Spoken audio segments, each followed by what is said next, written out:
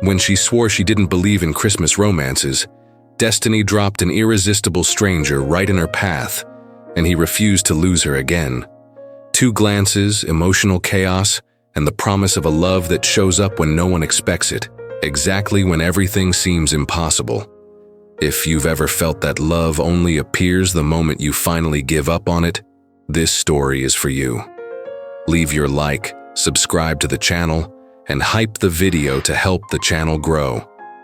Natalie Miller was 30 years old and had absolute certainty of 3 things. First, that no one genuinely liked eggnog. They just pretended to seem festive. Second, that Christmas music, playing in November, should be a federal crime. And third, that the type of love that appeared in Christmas movies only existed in poorly written scripts and in the imagination of people who had never needed to share a bathroom with someone for more than 1 week. She was sitting in the cozy kitchen of the house she shared with her sister in cold spring, holding a mug of hot chocolate while watching through the window as the snow fell lazily over the town's picturesque streets, and thought there was something profoundly ironic about living in a place that seemed to have been designed specifically for the covers of Christmas cards, when her opinion on the holiday was, at best, politely skeptical. The front door burst open with a loud bang, followed by the unmistakable sound of bags hitting the wall, and Layla's animated voice echoing down the hall, as if she were announcing good tidings to the world. Natalie did not need to look to know that her sister had just returned from Main Street carrying at least 6 bags full of completely unnecessary Christmas decorations, because Layla staunchly believed that the Christmas spirit directly depended on the number of wreaths hanging on the porch and lights blinking in the windows. Seconds later, Layla appeared in the kitchen, her face flushed from the cold, her eyes sparkling with excitement, and a smile so radiant that Natalie felt the urge to shield her own eyes. "You will not believe what I found," Layla said, dropping the bags on the floor with a theatrical sigh of exhaustion that lasted for exactly 2 seconds before she plunged her hand into one of them and pulled out a gigantic wreath adorned with golden pine cones and red ribbons. "Look at this. Look, it is perfect for the door." Natalie took a long sip of her chocolate, watching her sister with that mixture of affection and exasperation that only years of living together could produce. "We already have a wreath on the door." "Yes, but this one is better, more elegant, more festive." "Layla, if the house gets any more festive, we'll start getting tourists who think this is a theme museum." Layla ignored the comment, with the practiced ease of someone who was already accustomed to her sister's sarcasm, and began pulling more items from the bags: cinnamon-scented candles, napkins with reindeer prints, a centerpiece that looked like it had been made by elves in an existential crisis. Natalie watched, it all in silence, thinking there was something simultaneously charming and slightly alarming about her sister's ability to invest so much enthusiasm in a holiday that, in her opinion, was basically a collective excuse to overeat and pretend everyone loved each other. "You know Christmas is still a few weeks away, right?" Natalie asked, raising an eyebrow. "You do not have to decorate the entire house right now." "I do, absolutely," Layla replied firmly, taking off her coat and tossing it over a chair. "Christmas is not just one day, Natalie. It is an atmosphere, a feeling. You cannot just turn on the holiday spirit from one moment to the next. It needs to grow, to develop, to mature like a fine wine, or like mold." Layla rolled her eyes, but she was smiling. She took a clean mug from the cupboard, poured herself some hot chocolate, and sat down on the other side of the table, looking at her sister with that expression Natalie knew all too well. The expression that meant Layla was about to try and convince her to do something she definitely did not want to do. "So," Layla began, too casual to be sincere, "Ruby texted me earlier. She and Addison want us to go to a party in Manhattan this weekend." Natalie frowned. "What party?" "The one Addison's boyfriend's friends are organizing. Remember? A pre-Christmas party, renovated loft, live music, interesting people." "Interesting people is code for single men your friends think I should meet." "Not necessarily," Layla replied, but her smile gave away that it was exactly that. "But even if it were, what is the problem? You have not gone out in months, Natalie. You work, you come home, you watch depressing true crime documentaries, and you sleep. That is not a life, that is a routine. Routine is good. Routine is boring. Natalie sighed, looking at her sister with a patience carefully.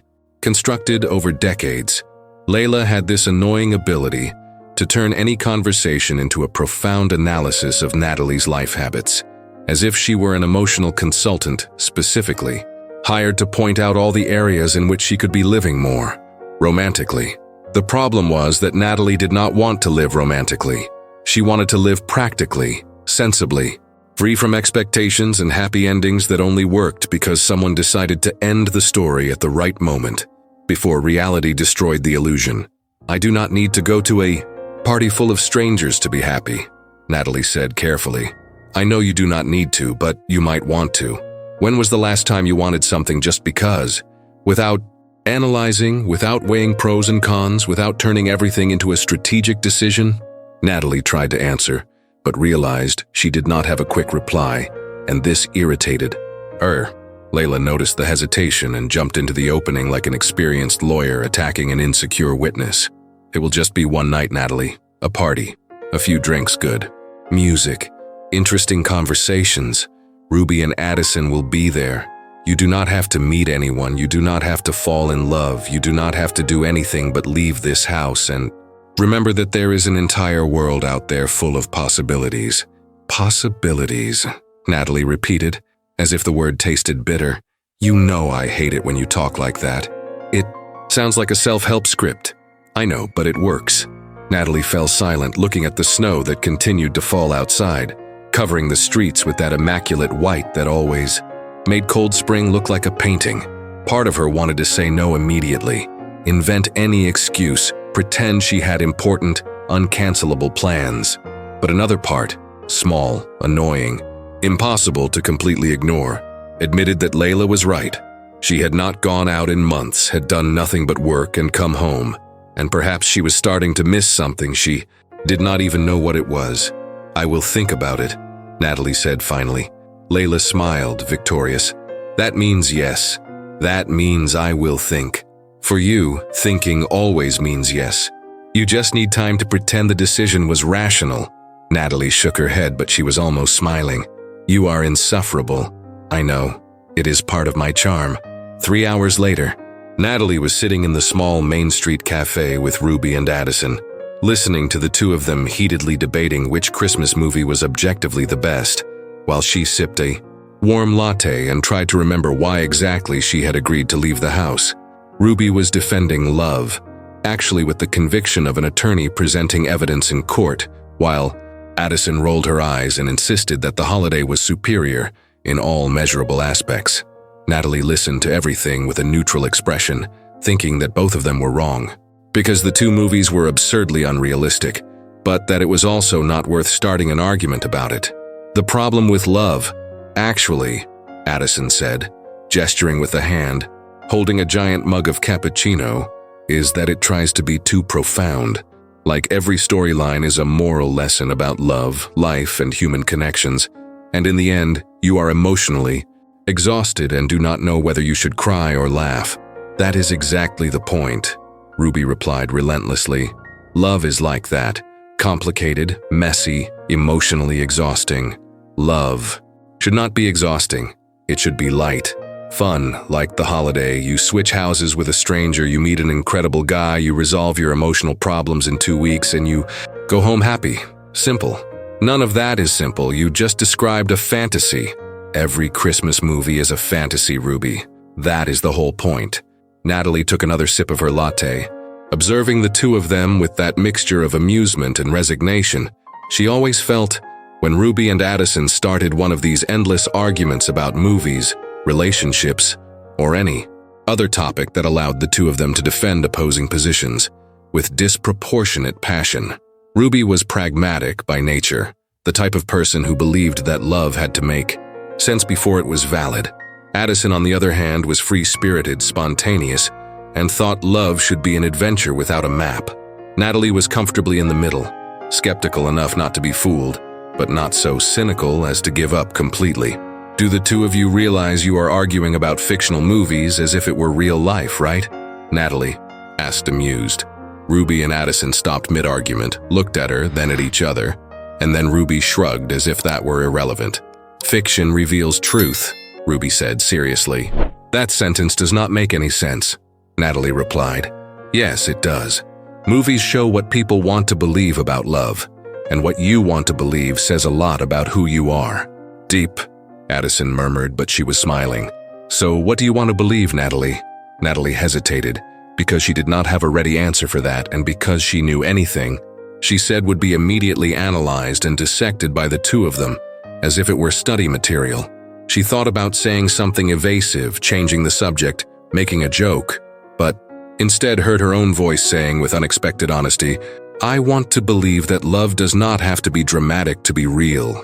Ruby and Addison were silent for a moment, and then Addison smiled, softer this time. "That was unexpectedly beautiful," she said. "Do not ruin the moment by analyzing it," Natalie replied. But she was half smiling too. The conversation naturally shifted to other topics: work, family, plans for Christmas.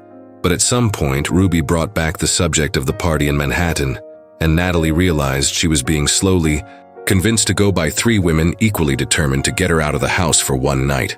Layla had started the campaign earlier, and now Ruby and Addison were finishing the job with convincing arguments about how fun it would be, how they needed a night out, and how she deserved to relax a little.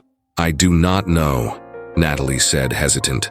"Manhattan parties are always full of pretentious people talking about boring jobs and pretending they are having fun." "Exactly," Addison replied, excited. "That is why it will be funny. We can stand in the corner, making sarcastic comments about everyone." "You just described a normal night for Natalie," Ruby observed dryly. "She does that alone at home watching reality shows." Natalie laughed, because Ruby was right. She ran her fingers over the rim of her mug thoughtfully, and then took a deep breath and said something that surprised even herself. "All right, I will go."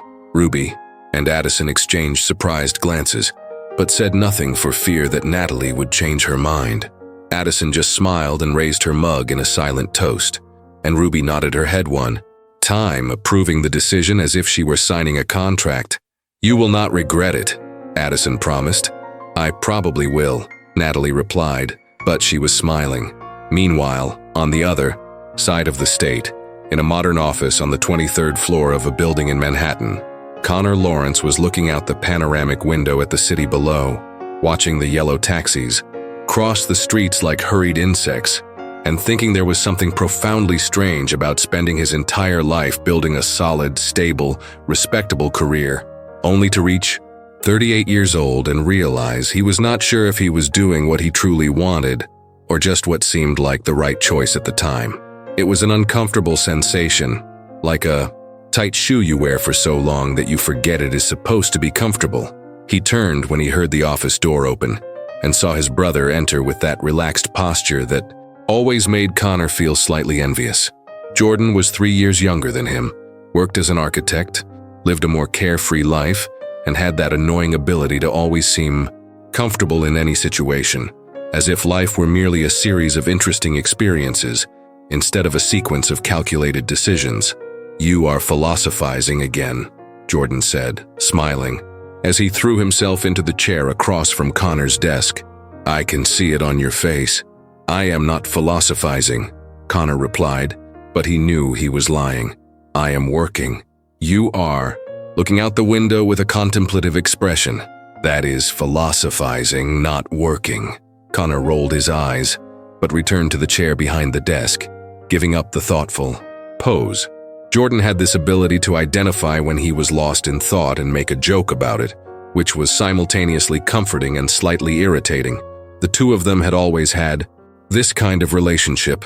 Connor was the responsible one, the organized one, the one who did everything correctly. Jordan was the creative one, the spontaneous one, the one who did everything in an interesting way. And somehow it worked. "I came to remind you about the party tomorrow," Jordan said, crossing his arms. "Did you confirm your attendance?" Connor frowned, trying to remember which party Jordan was talking about, because lately his social life seemed to be an endless sequence of events that he agreed to go to, and then completely forgot about. "What party?" "Evan's party." In the loft he renovated, pre-Christmas, live music, a classy thing. He mentioned it at least 15 times in the last few weeks. "Ah, yes," Connor said, vaguely remembering Evan mentioning something about a party, themed decorations, and a carefully curated guest list. "I will go." "You said that with the same enthusiasm as someone agreeing to undergo medical tests. Parties do not excite me." "Nothing excites you lately, Connor. You are getting old before your time." Connor smiled slightly, because Jordan was not entirely wrong. In recent months, he had felt strangely disconnected from everything. Work, social life, even hobbies he once found interesting. It was not depression exactly, but it was a kind of existential boredom that he did not quite know how to resolve. Part of him thought he needed a change, to do something different, to take a risk in some area of his life. But the other part, larger and more rational, thought this was just the result of fatigue and would pass with time. "I am not getting old," Connor said defensively. "I am just tired of parties that are all the same." "Then see this one as different. It is going to be fun." Evan promised the music will be good, the food will be excellent, and he invited interesting people, not the usual crowd. "Interesting people is code for single women Evan thinks I should meet." Jordan laughed because Connor was right. "And what is wrong with that? How long have you been single? 1 year? 2? 3? Jesus, Connor, 3 years, that is not normal. Normal is relative. Normal is you not being alone for the rest of your life because you decided no. Woman is interesting enough to be worth the effort." Connor remained silent because he did not quite know how to explain to his brother that the problem was not believing that no woman was interesting, but rather that no woman had sparked in him what he thought love should spark, that inexplicable sensation of recognition, connection, something that went beyond logical compatibility and entered the territory of the inevitable. He did not exactly believe in soulmates, but he believed he should feel something more than just, "This person is pleasant and makes sense." And so far, no one had provoked that feeling in him. "I will go to the party," Connor finally said. "I promise I will try to be sociable. That is all I ask," Jordan replied, standing up and walking toward the door. "And who knows, maybe you will find someone interesting. The universe has a strange sense of timing sometimes." Connor smiled but did not reply, because he did not believe in the universe's timing. He believed in rational choices, well-informed decisions, and careful planning. The universe had nothing to do with it. On the night of the party, Connor was at Evan's loft wearing a dark jacket over a pristine white shirt, holding a glass of red wine that he had not yet tasted, and listening to Miles make sarcastic comments about the holiday decor while observing the party unfold around them. The loft was genuinely beautiful. Golden lights hung from the wooden beams, an imposing tree in the corner, decorated with minimalist ornaments, soft jazz music playing, tables with elegant appetizers, and dozens of people dressed sophisticatedly circulating through the space with wine glasses, and conversations that seemed simultaneously interesting and completely empty. "Do you think anyone here actually likes eggnog, or is everyone just pretending?" Miles asked, pointing to the drinks table where a giant bowl of eggnog was being politely ignored by all the guests. Connor chuckled softly. "Pretending. Definitely pretending. I thought it was just me. I have always thought eggnog was a collective conspiracy to make people think they are enjoying Christmas." "It probably is," Connor agreed, taking a small sip of the wine. It was good. Evan had refined taste for these things.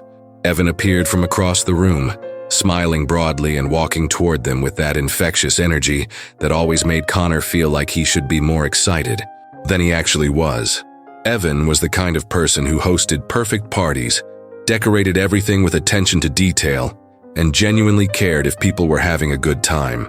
Connor admired him for it, even if he did not fully understand where that need to create memorable experiences for others came from. "Are you two standing in the corner making cynical comments about the guests?" Evan asked, but he was smiling. "Obviously," Miles replied unashamedly. "It was expected," Evan said, shaking his head. "But I would like to ask you to mingle a little. Meet people. Be sociable. Pretend you are normal human beings." "That is asking too much," Miles murmured. But Connor laughed and nodded his head. "I will mingle," he promised. "At some Point. Now would be good, Evan suggested, and then subtly pointed toward a woman across the room, talking to a small group near the tree. That is Rachel. She works in marketing, loves wine and classic literature. You should talk to her. Connor looked in the indicated direction and saw a blonde woman, elegant, smiling politely while holding a glass of white wine. She seemed pleasant, even interesting. But Connor felt no particular impulse to cross the room and start a conversation. It was always like this. People seemed interesting from a distance, but when he tried to connect, he felt only a polite indifference from both sides. I will think about it, Connor said evasively. Evan sighed, but did not insist. You are difficult, Connor. I know. Evan walked away to greet other guests, and Connor stood there, drinking wine slowly and listening to Miles make comments about the playlist while observing the party happen around him. And then, for no specific reason, without warning, without any logical reason, he turned his head and saw her. She was standing near the window, in a simple but elegant black dress, dark hair falling over her shoulder, holding a glass of red wine with one hand, and using the other to gesture while talking to someone Connor could not quite see. What caught his attention was not her beauty, although she was beautiful in a natural and effortless way, but rather the expression on her face. It was a mixture of polite attention and subtle boredom, as if she was listening to something she did not find particularly interesting, but was too courteous to interrupt. And then she smiled, just a small, contained smile, and Connor felt something strange happen in his chest, something warm, inevitable, as if all the air in the loft had suddenly changed temperature. He stood motionless, gazing at her, unable to look away, and for the first time in 3 years he felt what he always thought love should be, an absurd, inexplicable, profound, and simple sensation all at once. And then she turned her head, looked directly at him for a second that lasted an eternity, and Connor knew, with an irrational and completely illogical certainty, that he had just found someone who would change everything. Connor could not stop staring. It was as if the entire rest of the loft had blurred, as if the surrounding conversations had lowered in volume, as if the jazz music had become more distant and less important than that woman in the black dress near the window. He knew he was being ridiculous. He knew that love at first sight was a concept sensible people like him did not take seriously. He knew he was probably just projecting some unresolved emotional need onto a beautiful stranger. But even knowing all of that, even having all the rational tools to dismantle the feeling, Connor could not move, could not look away, could not do absolutely anything but stand there like a teenager seeing the most beautiful girl in school for the very first time. Miles was saying something next to him about the questionable choice of appetizers, but Connor was not listening. His mind was busy trying to memorize every detail of that woman before she disappeared or revealed herself to be married or simply ceased to be real.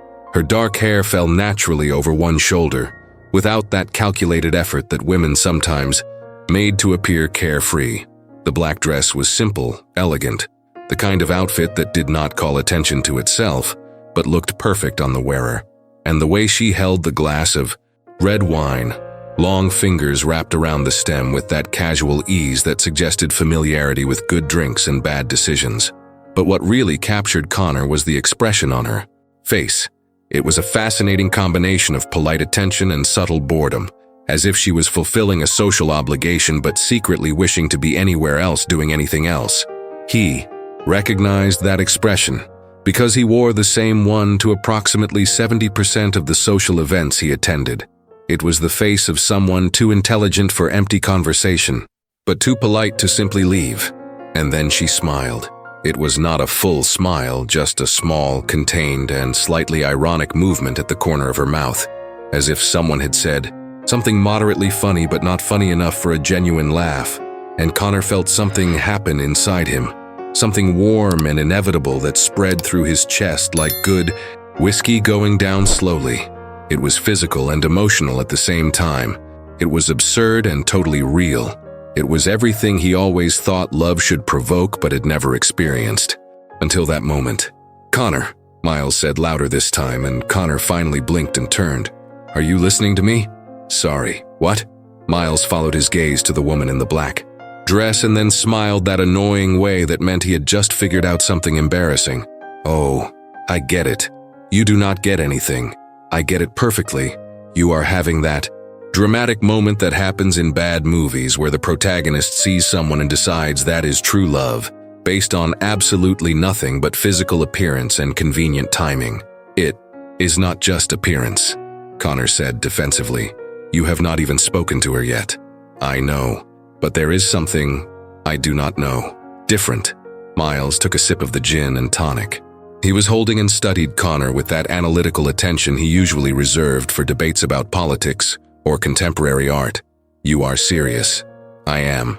Connor Lawrence, the most rational man I know, is having an irrational moment of instant attraction. Apparently, that is simultaneously fascinating and worrisome. "Thank you for the support." Miles laughed, but there was something kind in the laughter. "Okay, so what are you going to do? Stand here looking at her like a well-dressed stalker, or are you actually going to do something productive?" Connor took a deep breath, adjusted his jacket in a nervous gesture that immediately made him feel ridiculous, and made the decision before his courage evaporated. "I am going to talk to her, finally.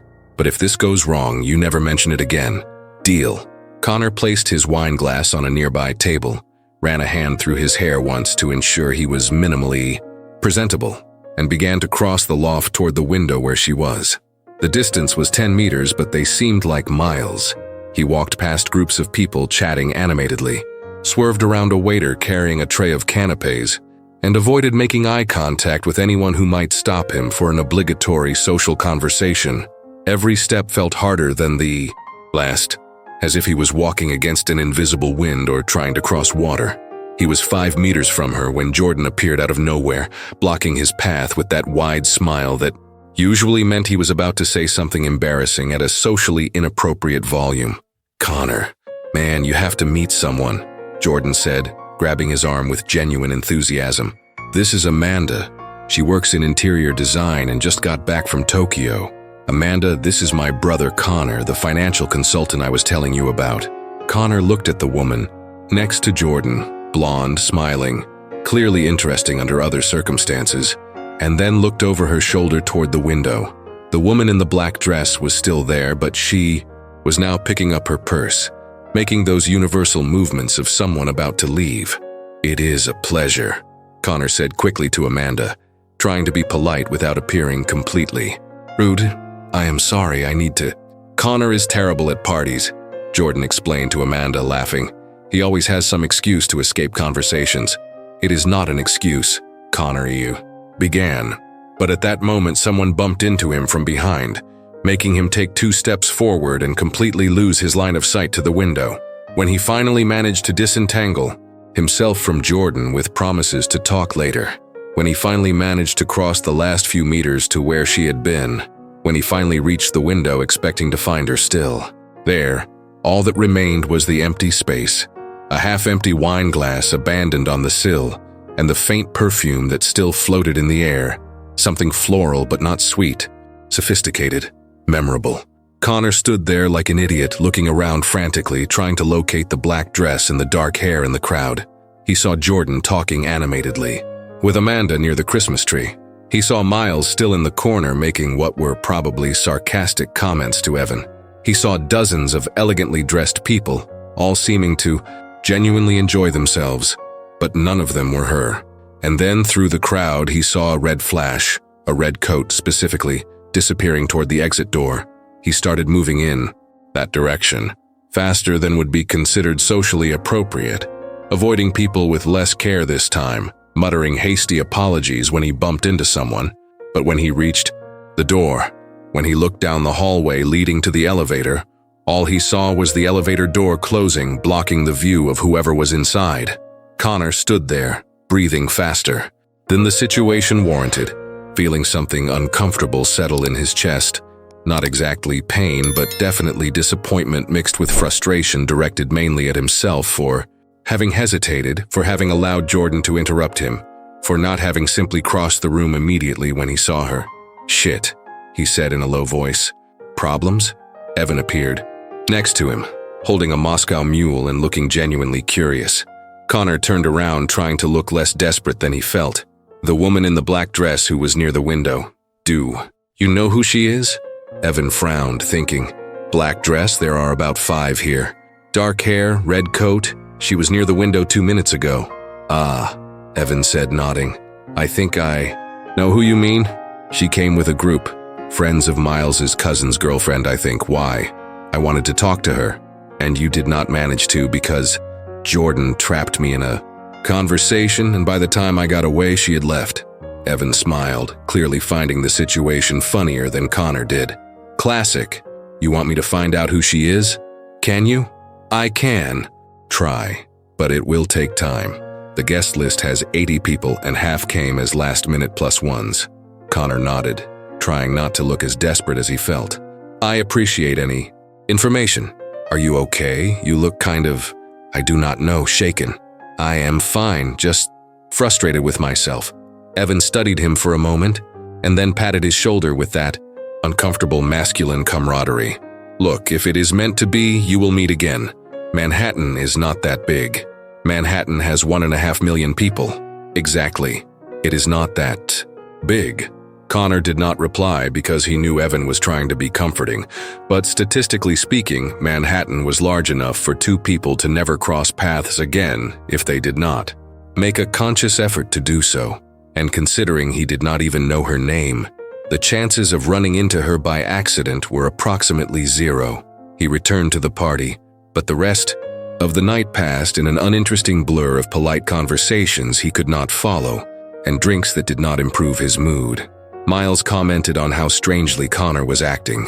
Jordan asked if he was sick. Evan tried to introduce him to 3 other different women, all interesting, all beautiful, and Connor was polite but completely disengaged because none of them were the woman in the black dress. Around midnight, he decided he had fulfilled his social obligation and left. The apartment was empty when he arrived because Jordan had stayed at the party, flirting with Amanda, and Connor was grateful for the solitude. He took off his jacket, tossed it over a chair, poured 2 fingers of Scotch whiskey into a crystal glass, and sat on the sofa, looking out at the illuminated city through the panoramic window. There was something deeply irritating about feeling this way at 38 years old. He had spent the last decade building a solid career, a stable life, a respectable reputation. He had friends, family, a beautiful apartment in an expensive neighborhood, a comfortable bank account. He had everything. Society said an adult man should have to be considered successful. And yet, sitting there drinking whiskey alone at midnight on a Saturday, all he could think about was a woman he had seen for perhaps 90 seconds and with whom he had not exchanged a single word. It was ridiculous. It was irrational. It was exactly the kind of behavior he always criticized in bad romantic movies where the protagonists made absurd decisions based on brief encounters and superficial attraction. And even knowing all of that, even recognizing the complete irrationality of the situation, Connor could not stop thinking about her. Her perfume was still in his memory, that floral but not sweet scent that had lingered in the air where she had been.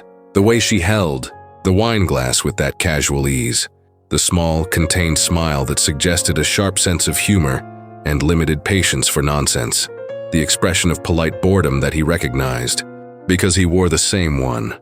All of this was etched in his mind with annoying clarity, as if his brain had decided that those 90 seconds were more important than years of other memories and deserved disproportionate attention. Connor took another sip of the whiskey, feeling the familiar burn in his throat, and made a decision. He was going to find her. He did not know how. He did not know how long it would take, but he was going to find her. Because for the first time in 3 years, for the first time since he had decided that maybe true love was just a romantic concept that did not exist in reality, he had felt something that was worth pursuing. And if that made him a romantic fool, so be it. The next morning, he woke up with renewed determination and a vaguely formed plan. He called Evan at 9, probably waking him but not caring much. "Connor?" Evan answered with a voice rough from sleep and a slight hangover. "It is 9 o'clock on a Sunday morning. I need that information." "What information?" "The woman in the black dress, from the party yesterday." There was a long pause and then Evan laughed. "You are serious?" Completely. Man, I was kind of drunk when I promised that. I do not even clearly remember. Evan, please. Evan sighed. Okay, let me see what I can find out. But it will take time and you will owe me one. I accept the terms. You are obsessed. I am interested. There is a difference. Minimal, Evan replied, but he was smiling. Connor could hear it in his voice. Okay, I will call you when I have something. Connor hung up and spent the rest of the morning doing productive things that did not require much thought. He cleaned the apartment, answered work emails, organized papers that had been accumulating on his office desk for weeks. But even while doing all of that, even keeping his hands busy and his body moving, his mind kept returning to her, to the black dress, to the red coat, to the perfume that still seemed to linger in the air even though he was in a completely different apartment.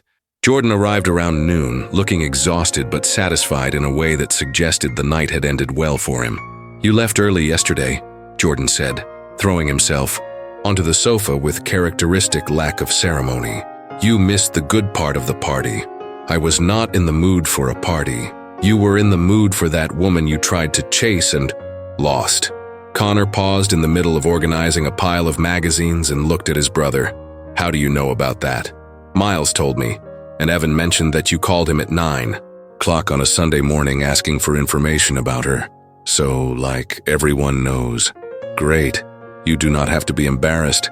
It is actually kind of cute, in a desperate way. I am not desperate. You called Evan at 9. That is textbook desperation. Connor sat down in the armchair, giving up on pretending he was doing something productive.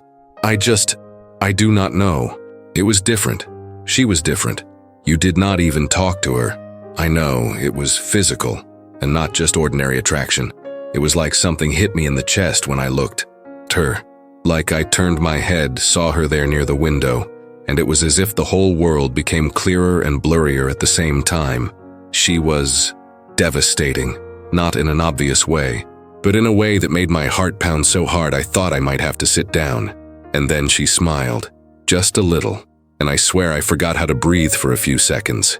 It was magnetic, inevitable, as if something inside me recognized something in her even before my brain processed it. Jordan was quiet for a moment, studying his brother with unusual attention. You are serious? I am. Truly serious, not just physical attraction or boredom or whatever. Truly serious. Jordan nodded slowly and then smiled. Okay then, let us find her. Let us? Of course. You are my brother, and you never ask for help with anything, so if you are asking now, it must be important. Connor felt something warm in his chest that had nothing to do with attraction or romance and everything to do with fraternal gratitude. Thank you. You are welcome, but you will have to tell me every detail when you finally meet her. It is a deal.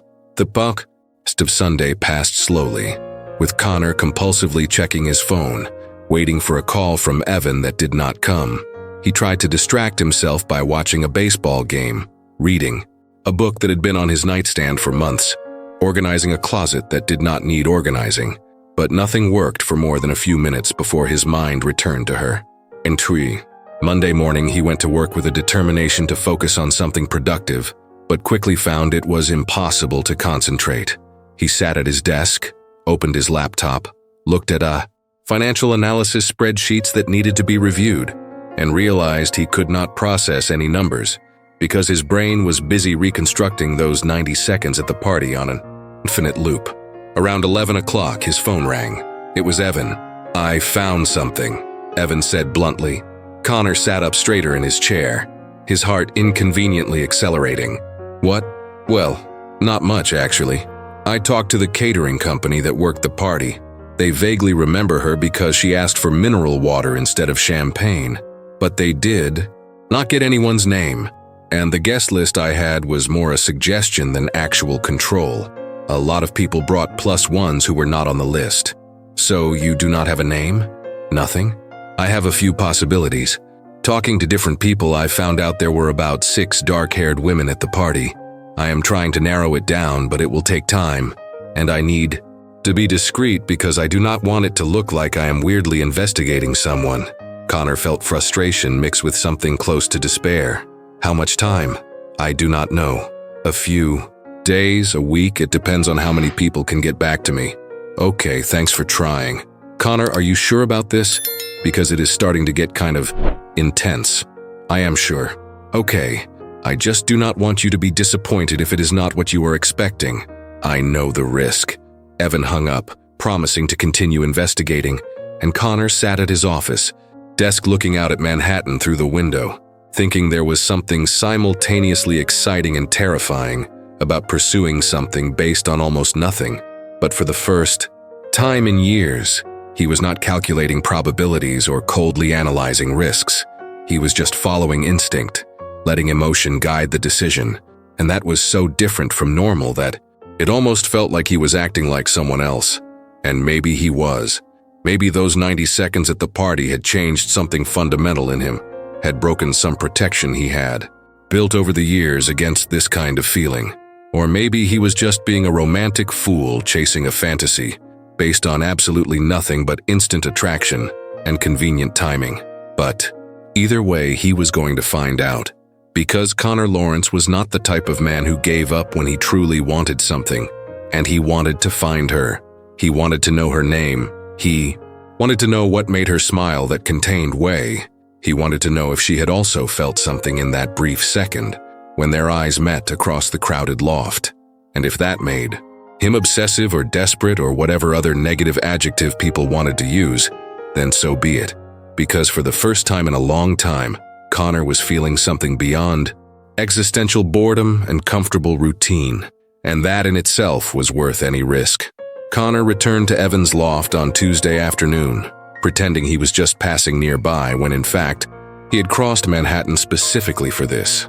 The building was one of those renovated industrial warehouses in the meatpacking district, with exposed brick and old elevators that made a metallic noise going up.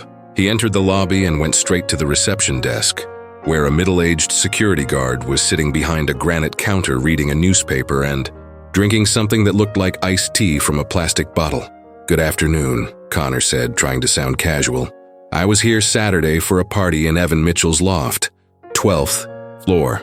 The security guard looked at him with that neutral expression that people in positions of authority develop after years of dealing with all sorts of people. "Okay, I lost. Something like I dropped it, and I was trying to find out if anyone found it." "What did you lose?" Connor realized he had not thought of that part of the plan and quickly improvised. "Wallet, brown leather." The security guard picked up a notebook from under the desk, flipped through a few pages, and shook his head. "No one turned in a wallet here." "Are you sure? Maybe someone from the cleaning service or one of the waiters who worked the party? If they had found it, they would have turned it in here. It is protocol." Connor nodded, trying to look disappointed instead of desperate, and then decided to try another approach. "Do a lot of people live in this building?"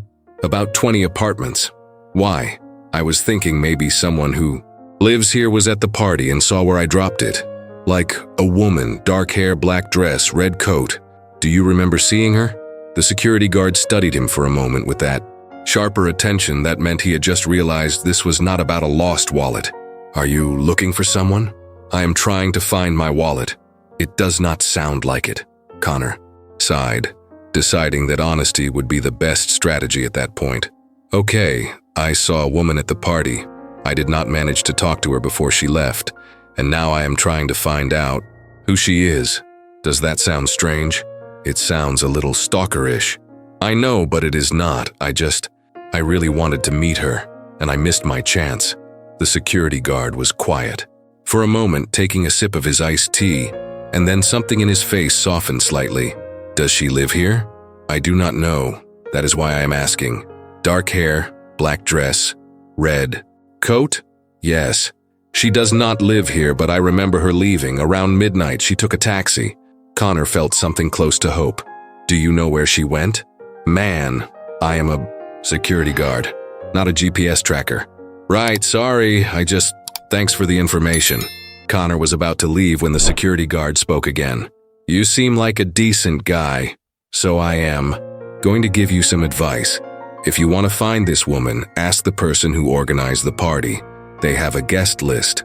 "I already tried. The organizer is trying to find out but has not succeeded yet." "Then wait for him to succeed. Because coming back here and asking everyone questions will start to seem obsessive, and obsessive is not attractive.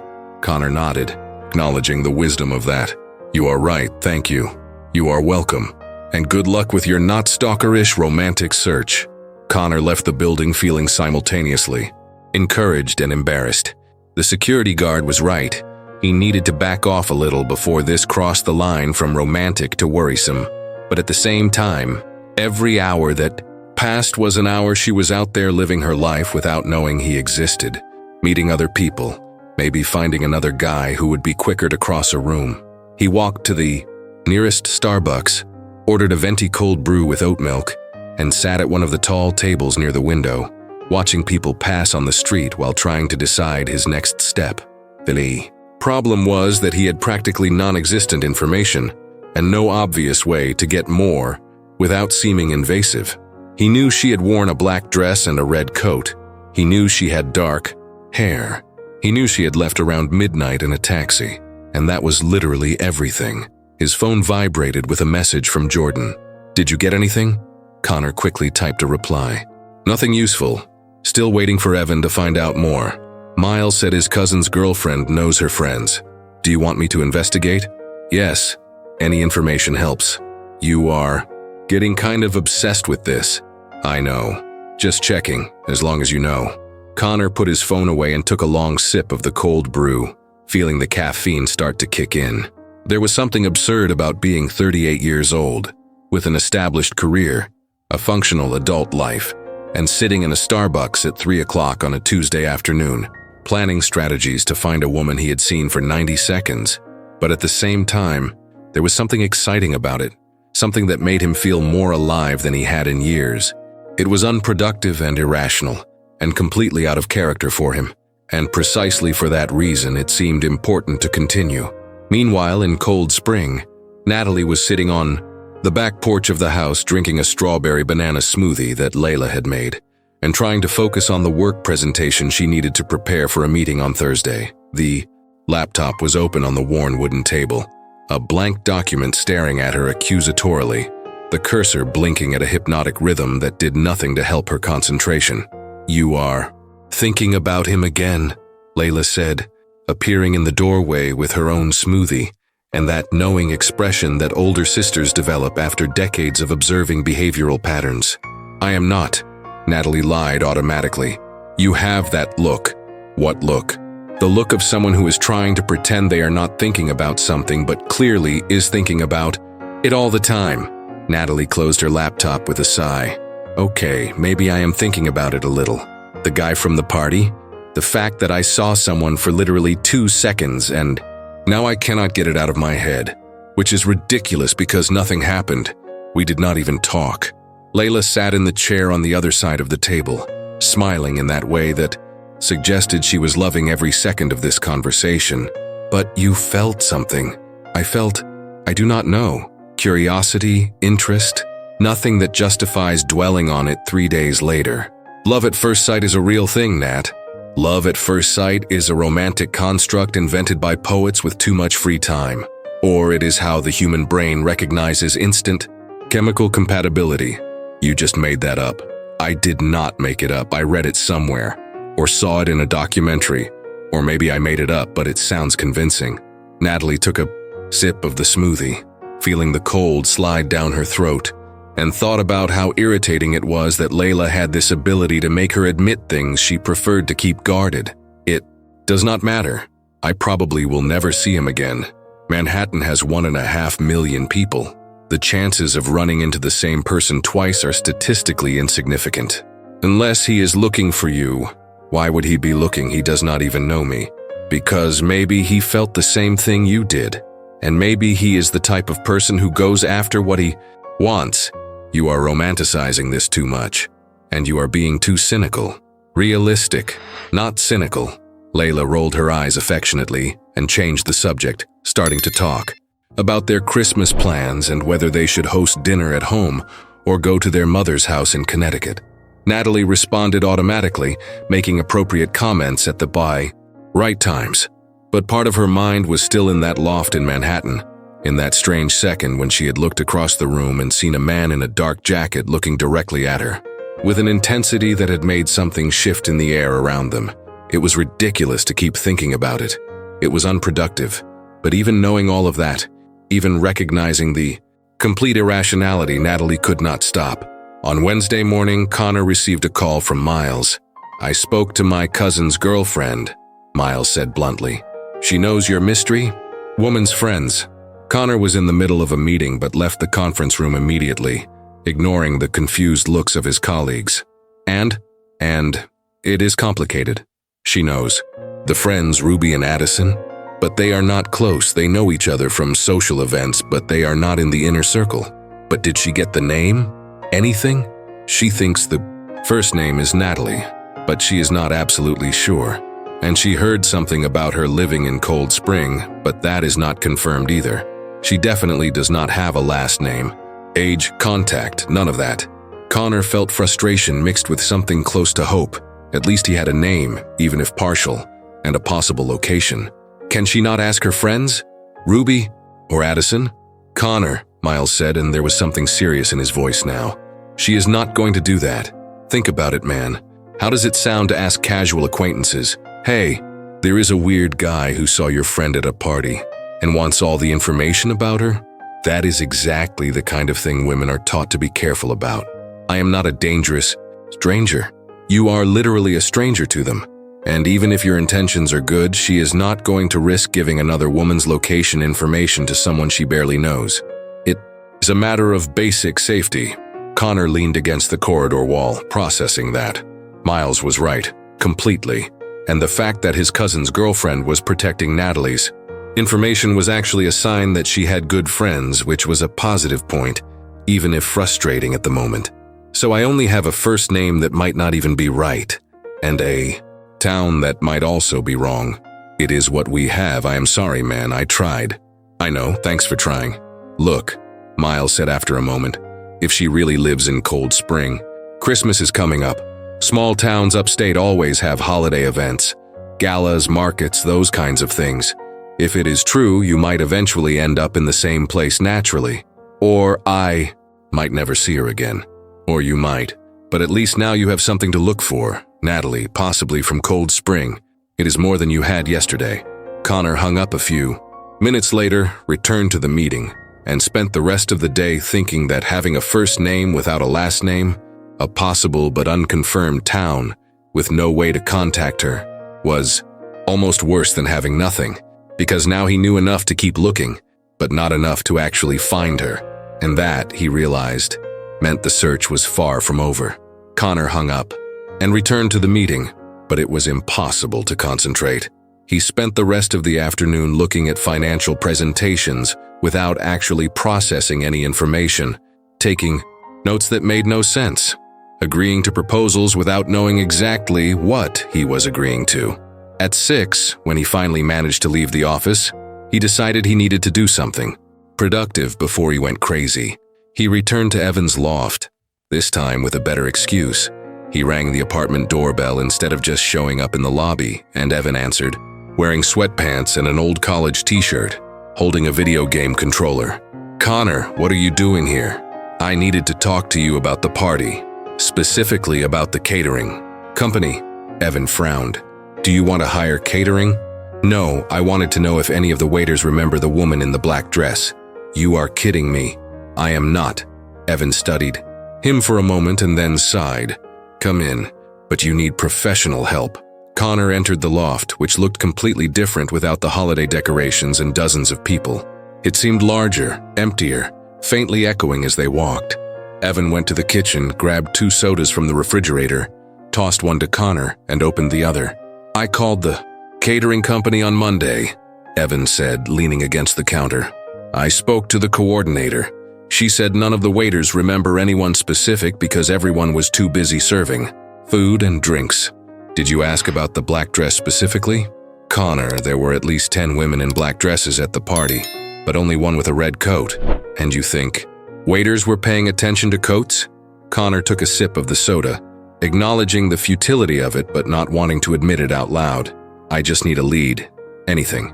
You have a First name that may or may not be correct, and a town that might also be wrong. That is not exactly solid information. It is more than I had before. It is next to nothing, Connor. And you know it. So what do I do? Just give up? You wait until you meet naturally or accept that maybe it is not meant to be and move on.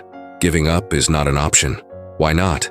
Connor was quiet for a moment, trying to formulate an answer that made sense. Because for the first time in 3 years, I felt something, and I am not just going to ignore that because it is inconvenient or irrational. Evan nodded slowly. Okay, I get it. But you need to be careful not to turn this into an obsession, because there is a fine line between romantic determination and concerning behavior. I know, and I am trying to stay on the right side of that line. So what are you going to do?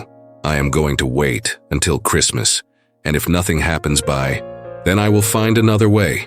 Evan smiled. That is a terrible plan. I know, but I admire the persistence. Thank you. Connor left the apartment half an hour later, having spent the rest of the time talking about other things to maintain the appearance of normalcy. But as he went down in the elevator, as he crossed the lobby and nodded to the security guard who now recognized him, as he walked through the streets of Manhattan toward the subway, all he could think about was Natalie, possibly from Cold Spring, and how he was going to turn 90 seconds of staring across a crowded room into something more real. On Friday night, Jordan dragged Connor to a bar in the West Village that supposedly had the best mojitos in Manhattan. The place was packed, loud music playing, groups of young professionals laughing too loudly and drinking too quickly, and Connor was starting to regret agreeing to go out. You need to relax, Jordan shouted over the music, pushing a mojito toward him. Stop obsessing over a woman you saw for 2 seconds. 90 seconds, Connor corrected automatically. That does not improve the argument. Connor took a sip of the mojito, fresh mint, lime, good quality rum, and admitted it was actually good. I am not obsessed. I am interested. You went back to the loft 3 times this week. I had valid reasons. Looking for waiters who might have seen her is not a valid reason. I agree to disagree. Jordan shook his head, but he was smiling. You realize this is completely out of character for you, right? You are the guy who plans everything, who analyzes every variable, who never does anything without being 90% sure it will work out. And now you are chasing a complete stranger based on absolutely nothing. It is not nothing, it was something extremely vague and non-quantifiable. Exactly. And does that not bother you? The fact that you cannot analyze or plan or control? Connor thought about that, taking another sip of the mojito. It bothers me, but it is also kind of liberating. For the first time in years, I am doing something just because I want to, without thinking about consequences or probabilities or whether it makes logical sense. Jordan studied him for a moment and then raised his glass in a toast. Okay then. To my brother finally doing something impulsive and possibly stupid but definitely interesting. Connor clinked his glass against Jordan's. I will accept that as support. It is the most you are going to get from me. They stayed at the bar late, drinking too many mojitos and making sarcastic comments about other patrons, and when Connor finally got home around 2 in the morning, he felt lighter than he had in days. Maybe Jordan was right. Maybe he was being irrational. But for the first time in a long time, he was feeling something beyond existential boredom and comfortable routine, and that, in itself, was worth any risk. The 3rd week after the party passed in a frustrating blur of routine and intrusive thoughts. Connor woke up every morning at 6:30, went to the gym in the next building for an hour of exercise that did not improve his mood, took an overly hot shower while trying to convince himself that he needed to stop thinking about Natalie, failed miserably in that attempt, and then went to the office where he pretended to be, focused on financial analyses when he was actually thinking about her. On Monday morning, he was sitting at his desk reviewing quarterly reports he should have finished the previous Friday, when Jordan appeared at the office door holding 2 large cups of something that looked like caramel frappuccino. You have that look again, Jordan said, entering without waiting for an invitation and placing one of the cups on Connor's desk. The look of someone who was thinking about her. I do not have a specific look for that, Connor replied. You do. It is a mix of frustration, determination, and something that looks slightly pathetic but in an adorable way. Thank you for the detailed description. Jordan slumped into the guest chair, taking a long sip of the frappuccino and studying his brother with that attention that usually preceded unsolicited advice. Have you considered simply going to Cold Spring? Every day. And why do you not go? Because showing up in a town of 12,000 inhabitants looking for someone based on 90 seconds of eye contact sounds too stalkerish, even for my currently low standards. Rational behavior. But what if you did not specifically go looking for her? What if you just went to visit the town, check out the sights, and coincidentally happened to run into her? Connor looked at him over the rim of the cup. That is still stalkerish, just with extra steps. Or it is destiny with human assistance. There is no practical difference. Jordan sighed, leaning back in the chair. You understand that you are cornered, right? You cannot go after her without looking like you are crossing the line, but you also cannot just move on, because she will not leave your head. So, what is left? Waiting for the universe to provide a convenient encounter before I go completely insane. That plan is terrible. I know, but it is the only one I have. Jordan was quiet for a moment, drinking the frappuccino thoughtfully, and then spoke in a more serious voice. Can I ask a genuine question without you getting defensive? Probably not, but try. Why this woman specifically? You saw her for literally less than 2 minutes. You did not talk. You did not exchange a single word. What makes her different from all the other interesting women you have met and ignored in the last 3 years? Connor paused, because it was a fair question, and he had been thinking about it compulsively for the last 10 days without reaching a satisfactory answer. I do not know how to explain it in a way that makes logical sense. Try in a way that does not make logical sense, then. It was physical, and not just ordinary attraction. It was like something hit me in the chest when I looked at her. I turned my head, saw her there near the window, and it was as if the whole world became clearer and blurrier at the same time. She was devastating. Not in an obvious way, but in a way that made my heart pound so hard, I thought I might have to sit down. And then she looked at me, and I swear I forgot how to breathe for a few seconds. It was magnetic, inevitable, as if something inside me recognized something in her even before my brain processed it.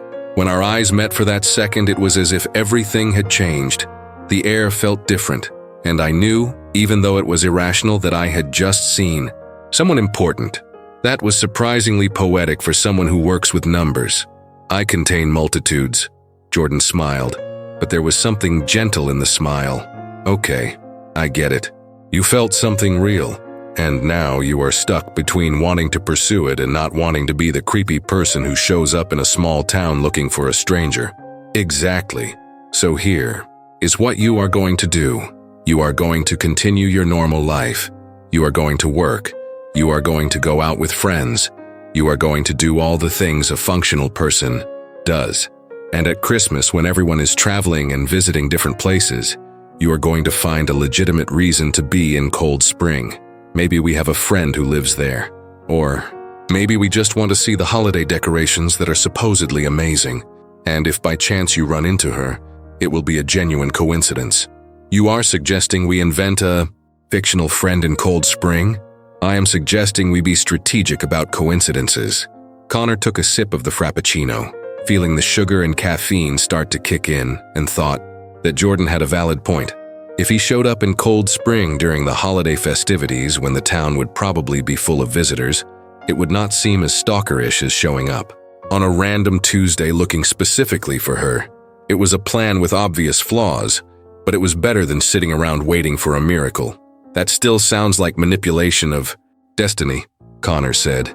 Destiny needs help sometimes. I am not sure that is how destiny works. Do you have a better suggestion? Connor did not, so he stayed quiet and accepted that he was officially becoming the type of person who planned strategic casual encounters, which 3 weeks ago would have seemed completely out of character, but now seemed perfectly reasonable.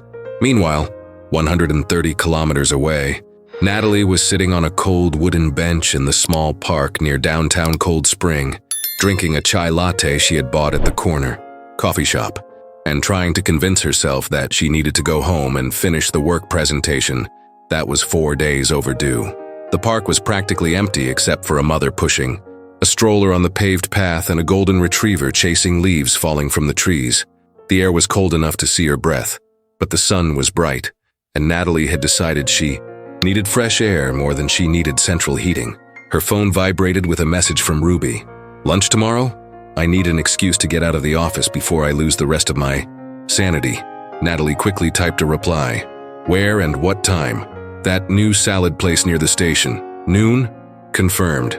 She put her phone away and took another sip of the chai latte, watching the golden retriever continue its futile leaf chasing, while thinking about how strange it was that her life had returned completely to normal after that party in Manhattan.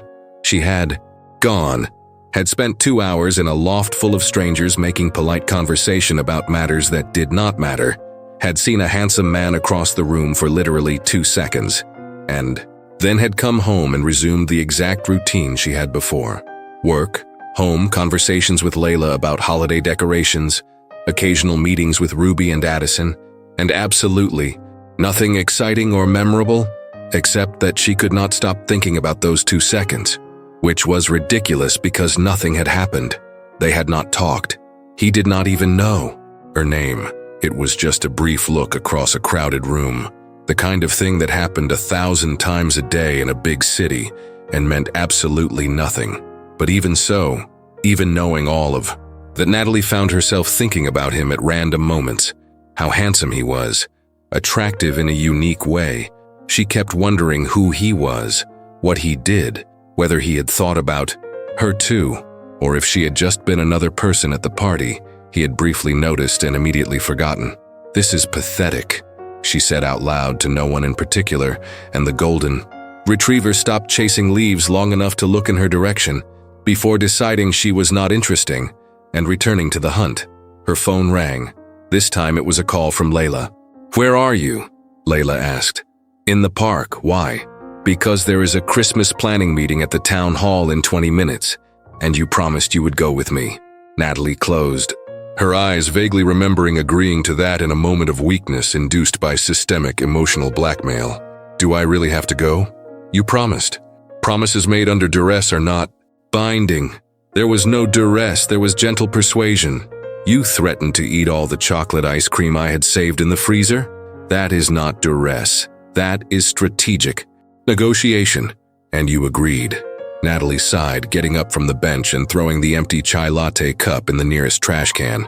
"I am coming, but only because you will not give me a minute of peace if I refuse. I accept those terms. I will see you there."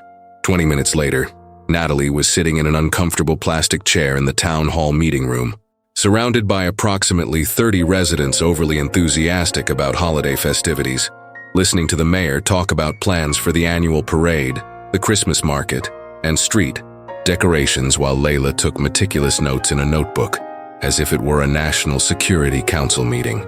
"We are going to need volunteers for the decoration committee," the mayor announced, looking around the room with that excessive optimism that small-town politicians cultivated. "Who is interested?"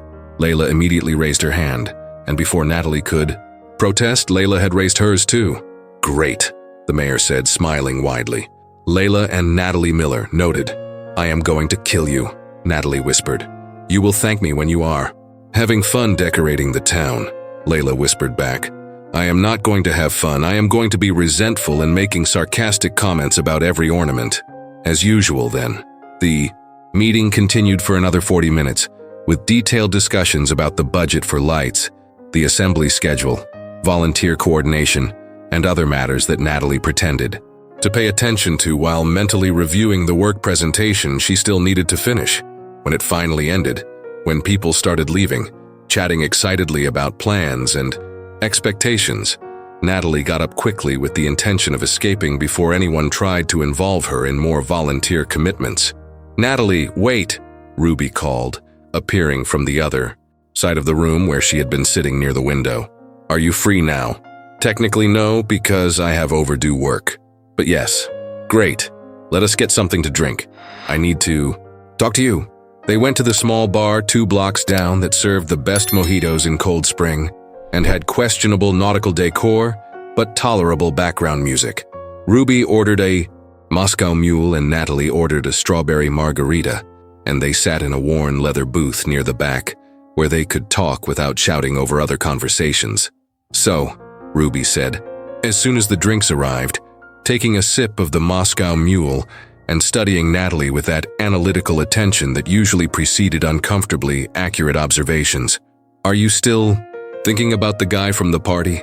"Occasionally," Natalie admitted, stirring the margarita with her straw. "But not obsessively. Define occasionally. About 3 times a day, maybe 4. That is more than occasional." "Okay, then frequently, but not constantly." Ruby smiled, but there was something gentle in the smile. "It is okay to admit that you are interested. Interested implies that there is something concrete to be interested in. I saw a handsome guy for 2 seconds. That is not a basis for genuine interest. But you felt something." "I felt curiosity, which is different from interest." "Is it really?" Natalie took a long sip of the margarita, feeling the alcohol burn pleasantly, and thought about how frustrating it was that Ruby always asked questions that exposed contradictions in her reasoning. "Okay, maybe it is interest, but it is completely useless interest because I am not going to see him again. I do not know his name, and I have no way to find him without doing something embarrassing like going back to that loft in Manhattan and asking everyone if they know the guy in the dark jacket who was standing near the Christmas tree. Or you could simply accept that it was a brief moment and move on. I am trying to, but my brain is not cooperating. Brains are inconvenient that way." They were silent for a few minutes, drinking and watching other bar patrons, and then Ruby spoke again with something more serious in her voice. "Can I make a potentially invasive observation? You are going to do it regardless of my permission." "True, but I was being polite. Here it goes. You spend so much time being skeptical about romance and relationships that when you finally feel something, you do not know what to do with it. So you get stuck between wanting to explore the feeling and wanting to rationalize it until it disappears." Natalie was quiet because Ruby was right, and that was annoying. Accurate analysis. "I know it is my specialty. So what do I do?" "You stop trying to control everything. You accept that you felt something, even if it is based on almost nothing, and you let happen what has to happen without becoming obsessed with understanding or planning." "That sounds improbable." "It is extremely difficult, but viable." Natalie finished the margarita and ordered another, deciding that work could wait a few more hours and that alcohol in the middle of a Tuesday afternoon was perfectly acceptable when dealing with mild existential crises about brief encounters with handsome strangers. Ruby continued talking about other subjects, about work and family and holiday plans, and Natalie responded appropriately, while part of her mind kept returning to that loft in Manhattan, to that strange second when their eyes met, across the room, and to the persistent feeling that maybe that had been something more significant than she was willing to admit out loud. On the following Thursday, Connor was in a particularly tedious meeting about financial projections for the first quarter when his phone vibrated with a message from Miles. "I found something interesting. Call me when you can." Connor discreetly excused himself from the meeting, ignored the disapproving looks from the chief financial officer, and called Miles as soon as he reached the empty hallway. "What did you find out?" Connor asked without preamble. "Good morning to you too," Miles replied, sarcastic. "I am fine, thanks for asking." "Miles, okay, so, remember my cousin's girlfriend? Knows her friends?" "Yes." "Well, I may have casually mentioned that you were interested, and she may have casually mentioned it to her friends, and one of the friends, Ruby, may have said something to Natalie." Connor felt something cold go down his spine. "What exactly did she say?"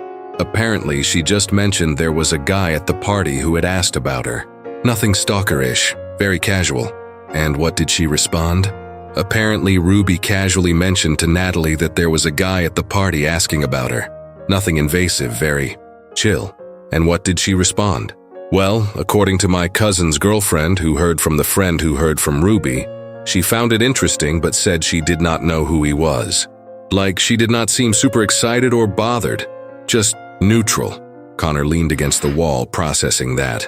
On the one hand, at least she knew he had asked about her. On the other Hand neutral was not exactly encouraging. So she is not interested. Or she is being cautious with information about a stranger, which is completely reasonable. Makes sense. Connor, can I give you some unsolicited advice? You are going to give it anyway. True, here it goes. You need to stop trying to control this. Either you go to Cold Spring and introduce yourself properly, or you accept that it is not going to happen and move on. But staying in this limbo of respectful semi-pursuit is driving you crazy. I know. You are right. I am going to pretend I recorded that because you rarely admit I am right. Connor hung up a few minutes later, returned to the meeting, and spent the rest of the day thinking about Natalie, knowing he had asked about her and deciding it probably meant nothing. It was a gentle rejection, technically. She was not interested, and a rational person would accept that and move on. But Connor was quickly discovering that he was not as rational as he had always believed himself to be. That night, he met Jordan at a bar in the East Village that served excellent burgers and had a decent selection of craft beers. They sat at the counter, ordered 2 IPAs and bacon burgers, and Connor told him about Miles's update. "So she knows you exist," Jordan said, taking a sip of the beer. "That is progress. She knows and decided that it is not interesting, or she decided to be cautious about a stranger asking about her, which is a sign of good sense. You are being too optimistic, and you are being too pessimistic. Look, you will not know what she really thinks until you talk to each other for real, and for that to happen, you need to find her. So we are back to the original plan. Cold Spring at Christmas. That still sounds stalkerish. Everything sounds stalkerish when you are pursuing someone you barely know. The point is, to do it in a way that looks like a romantic coincidence instead of obsessive behavior. Is there a difference? In movies, yes. In real life, it is a very fine line.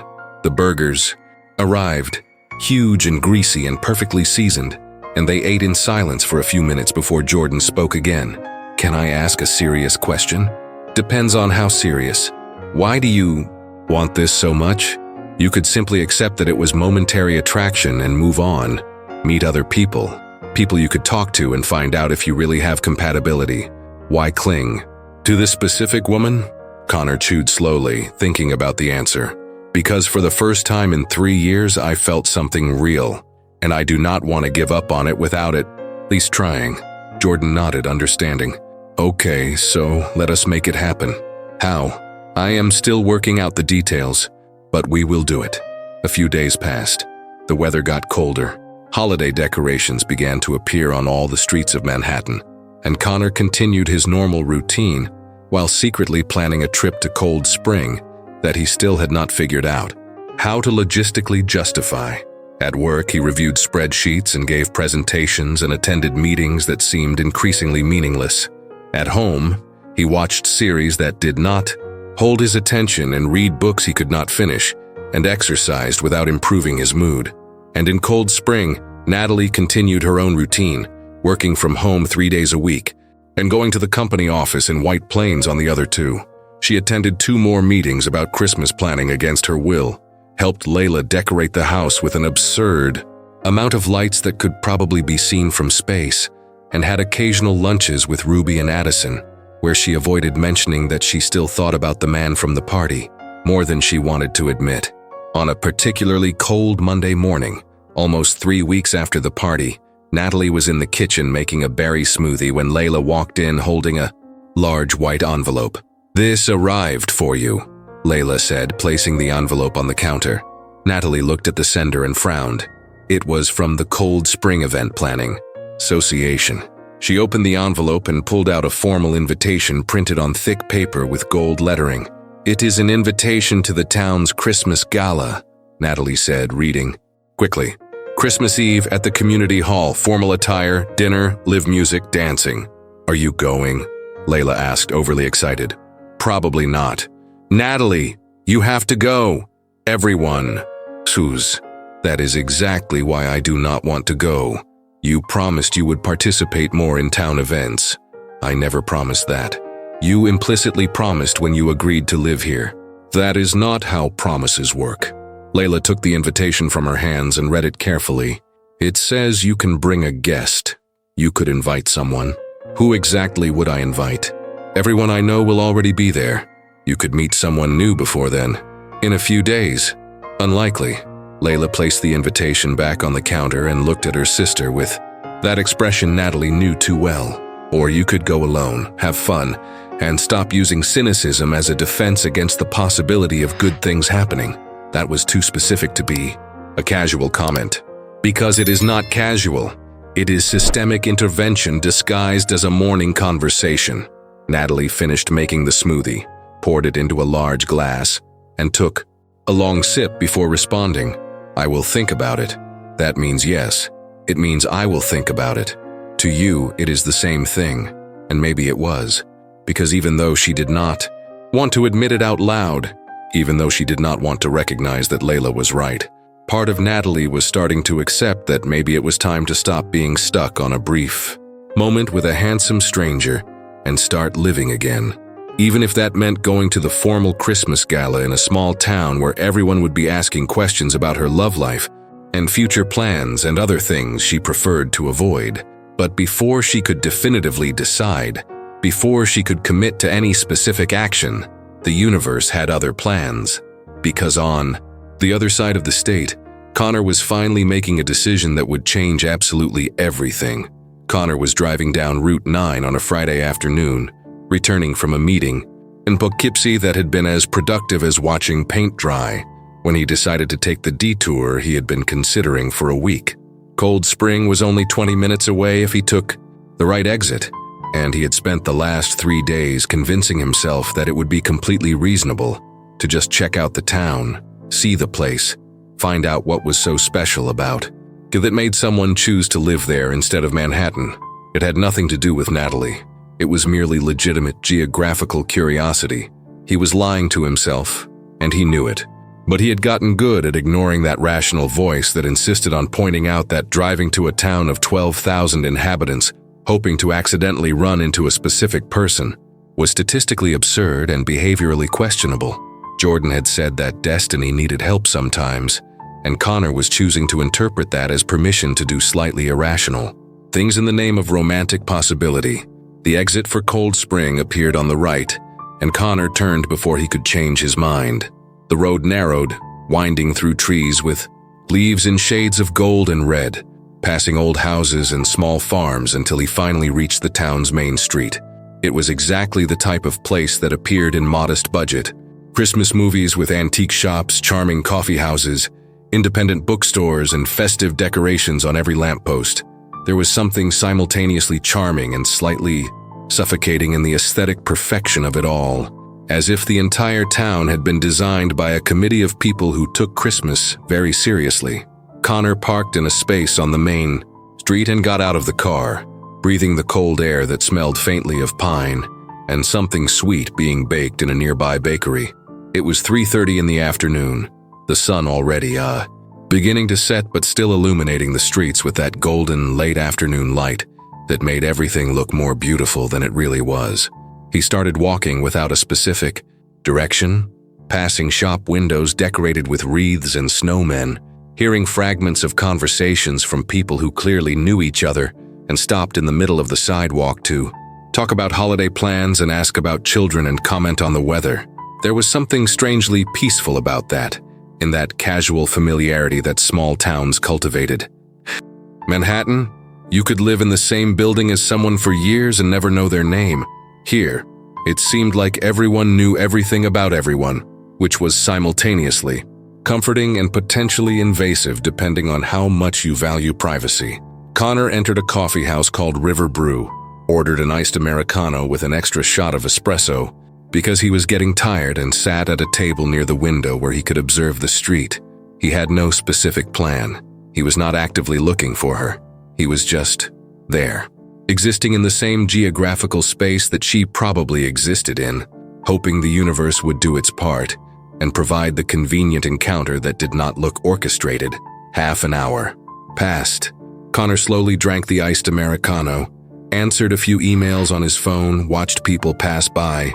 An elderly couple walking hand in hand, a mother with 3 small children trying to control the chaos with impressive patience, teenagers laughing too loudly about something on their phones, but no woman with that air of elegant skepticism that he had memorized in inconvenient detail. He was about to give up, pay the bill, and return to Manhattan, admitting that this had been a waste of time, when he saw a flash of movement across the street that made his heart accelerate completely disproportionately to the situation. 3 women exiting a vintage clothing store, laughing about something, carrying shopping bags. A blonde with short, elegant bob-style hair, one with long curls and contagious energy, and between them dark hair falling naturally over her shoulders, wearing a black leather jacket and jeans, laughing in a way that lit up her face in a way that made Connor forget how to breathe for a few seconds. It was her, Natalie, there, across the street, less than 20 meters away, completely oblivious to the fact that he had spent the last 4 weeks thinking about her compulsively. Connor stood up so fast that he knocked over his chair, ignored the curious looks from other customers, threw money on the table without checking how much it was, and left the coffee house in a hurry that bordered on desperate. But when he reached the sidewalk, when he looked in the direction where they were, he saw the 3 women turning the corner, disappearing from view. He started walking quickly in that direction, then accelerated to something. Between a rushed walk and an awkward run, feeling completely ridiculous but unable to stop, he turned the corner and saw them about half a block ahead, walking toward a parking lot.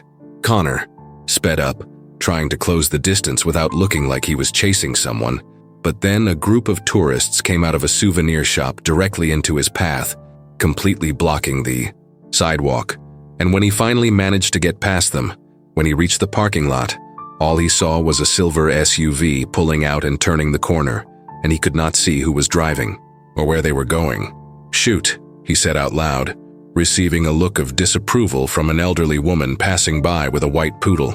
Connor stood there in the middle of the parking, a lot like an idiot, breathing quickly, feeling a frustration so intense it was almost physical. He had been less than 20 meters from her. 20 meters, if he had left the coffee house. 10 seconds earlier, if that group of tourists had not blocked his way, if he had run instead of walking quickly, he would have managed to reach them. He could have said something, introduced himself properly, found out if she felt something too, or if he was completely alone in this absurd attraction. But instead, all he had was more frustration and the renewed certainty that she existed, was alive, was here in Cold Spring doing normal things like buying clothes with her friends, and completely oblivious to the fact that he was losing his sanity, trying to find her. Connor got back into his car, sat in the driver's seat without turning the ignition, and stayed there for a few minutes just processing what had just happened. Part of him wanted to drive through the streets of Cold Spring until he found that silver SUV, but that would definitely cross the line from romantic to stalker in a way that could not be justified. So instead, he started the car, drove back to Manhattan, and spent the entire drive thinking about how the universe had a cruel sense of humor. Meanwhile, completely oblivious to the drama she had just missed, Natalie was in the passenger seat of Ruby's car, laughing at something Addison had said about the vintage store clerk who had clearly flirted with Ruby, so obviously it was almost comical. "He literally asked if you came here often," Addison was saying from the back seat, still laughing.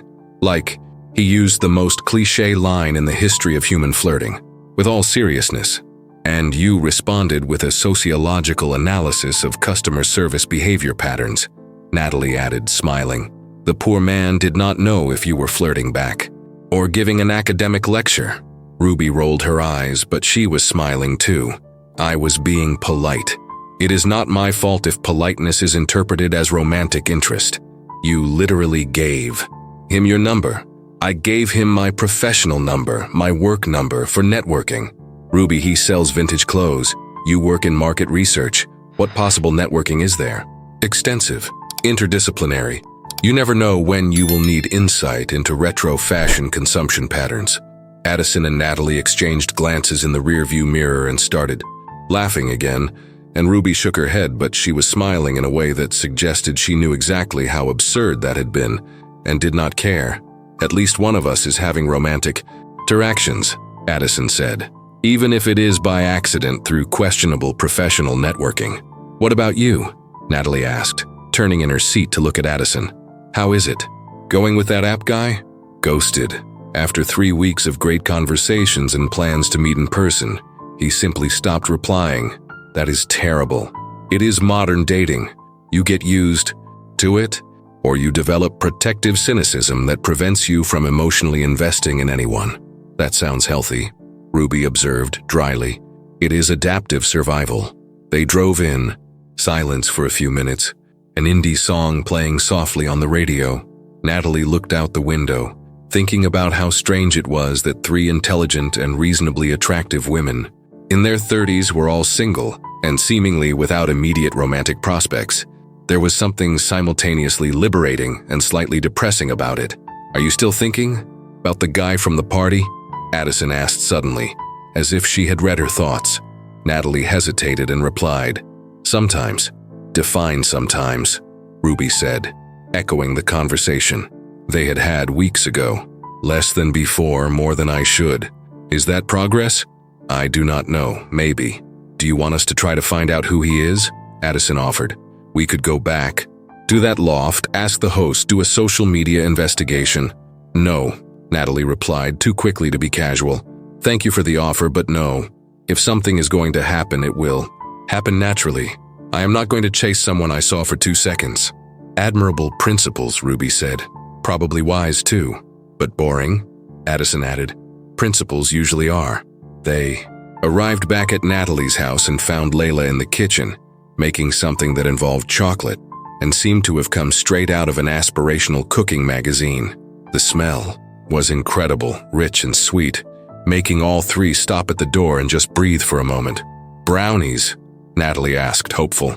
"Salted caramel brownies," Layla corrected, taking the pan out of the oven with ridiculously cute pink oven mitts.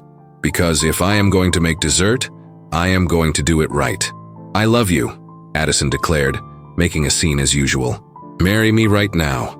You will have to compete with approximately half of Cold Spring," Ruby observed. "Layla is basically the unofficial dessert queen of this town." Layla smiled, clearly pleased with the compliment, and started cutting the still warm brownies, putting generous pieces on plates and distributing them to everyone. They sat around the kitchen table, eating and talking about random subjects, and Natalie thought there was something comforting about that. In that casual domesticity among women who had known each other for years and did not need to pretend to be anything other than what they were. "So," Layla said eventually, looking at her sister with that expression that usually preceded an invasive question, "have you decided about the Christmas gala?" "I am still thinking." "The gala is on Christmas Eve," Ruby said. "You have only a few days to decide." "I know when it is." "Then decide soon, because if you are going, we need to find an appropriate outfit and shoes, and do something with your hair that is not simply leaving it down all the time." "What is wrong with my hair being down?" "Nothing. But it is a formal gala. It requires effort." Natalie ate another piece of brownie, considering the idea of going to a formal social event where everyone would be elegantly dressed, having polite conversations and dancing waltzes or whatever people danced at Christmas galas sounded like a particular nightmare. But at the same time, the part of her that was tired of being stuck in a safe routine wanted to do something different, something that would take her out of her comfort zone and remind her that life existed outside of work and home and occasional meetings with friends. "Okay," she said finally. "I will go." Ruby and Addison exchanged surprised glances, and Layla smiled with something close to pride. "Seriously? Seriously? But you are coming with me. I will not survive that alone." "Obviously we are coming," Addison said. "We would not miss this for anything." "That is not encouraging. It was not meant to be. It was meant to be honest." The following week, Connor returned to Cold Spring twice. The first was on Tuesday afternoon, when he had a nearby meeting and decided to take another look at the town afterward.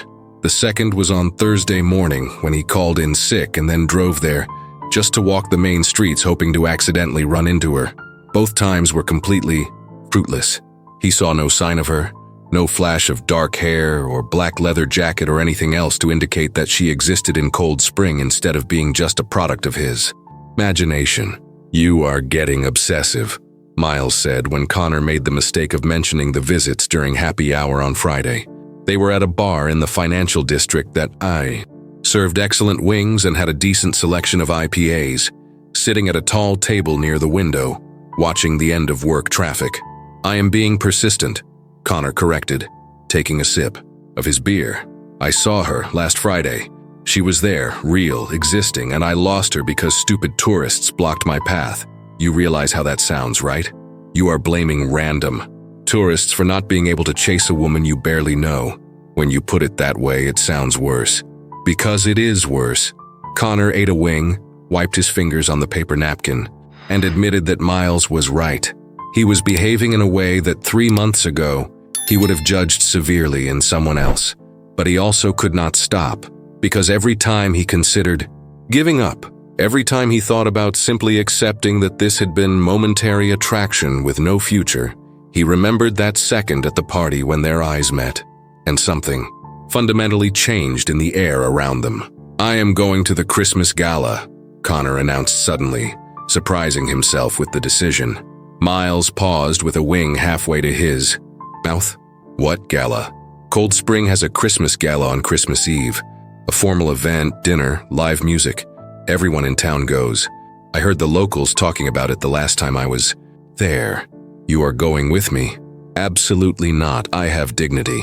You went with me to that electronic music festival in New Jersey last year that ended up being organized by college students in a parking lot. That was different. That had the potential to be disastrously fun. This is just disastrous. So you are not going?" "No, but I wish you good luck. You are going to need it." Connor finished his beer, ordered another, and spent the rest of the night listening to Miles make sarcastic comments about irrational romantic behavior while trying to create a plan that would make showing up at a Christmas gala in a small town seem like a natural coincidence instead of calculated pursuit. He was not having much success. Meanwhile, in Cold Spring, Natalie was in a clothing store fitting room trying on the 5th dress of the afternoon, while Ruby and Addison made comments from the other side of the curtain. "Not that one," Addison said when Natalie opened the curtain to show the dark blue dress that was pretty, but completely lacking in personality. "Why not?" "Because it looks like you are going to a corporate meeting, not the Christmas gala. Galas are basically corporate meetings with festive decoration. Not with that attitude." Natalie went back into the fitting room, took off the blue dress and grabbed the next one from the pile. It was dark red, almost wine-colored, with a neckline that was not too low but was also not conservative, the length going just below the knee, and a fabric that looked expensive and moved well. She put it on, adjusted it, looked in the mirror, and had to admit that it was probably the best one so far. "This one," she said, stepping out of the fitting room. Ruby and Addison were quiet for a moment, studying it, and then both smiled. "That is the one," Ruby said. "Definitely. You look beautiful," Addison declared. "Unfairly beautiful. I'm going to be jealous all night." "You are exaggerating." "I am not. You are going to break hearts at the gala." Natalie rolled her eyes but bought the dress along with black heels that were higher than she normally wore, but matched perfectly. When they left the store, when they walked through the streets of Cold Spring toward the car, she caught herself thinking that maybe this gala would not be as terrible as she had imagined. Maybe it would even be fun, in a strange way, or at least memorable.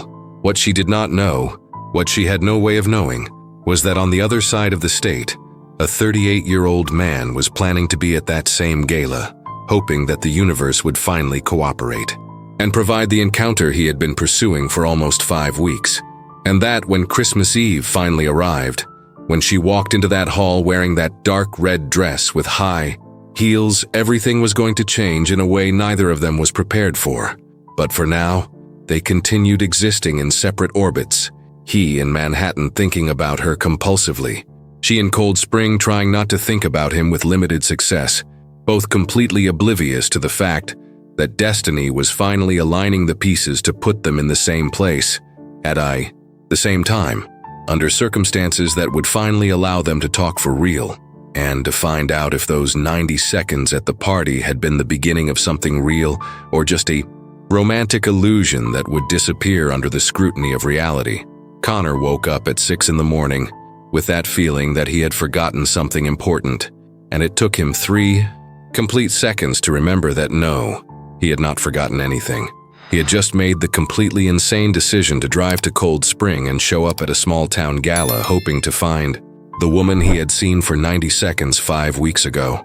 His stomach churned in a way that had nothing to do with the amount of coffee he had drunk the night before, trying to decide if this was romantically bold or simply pathetic.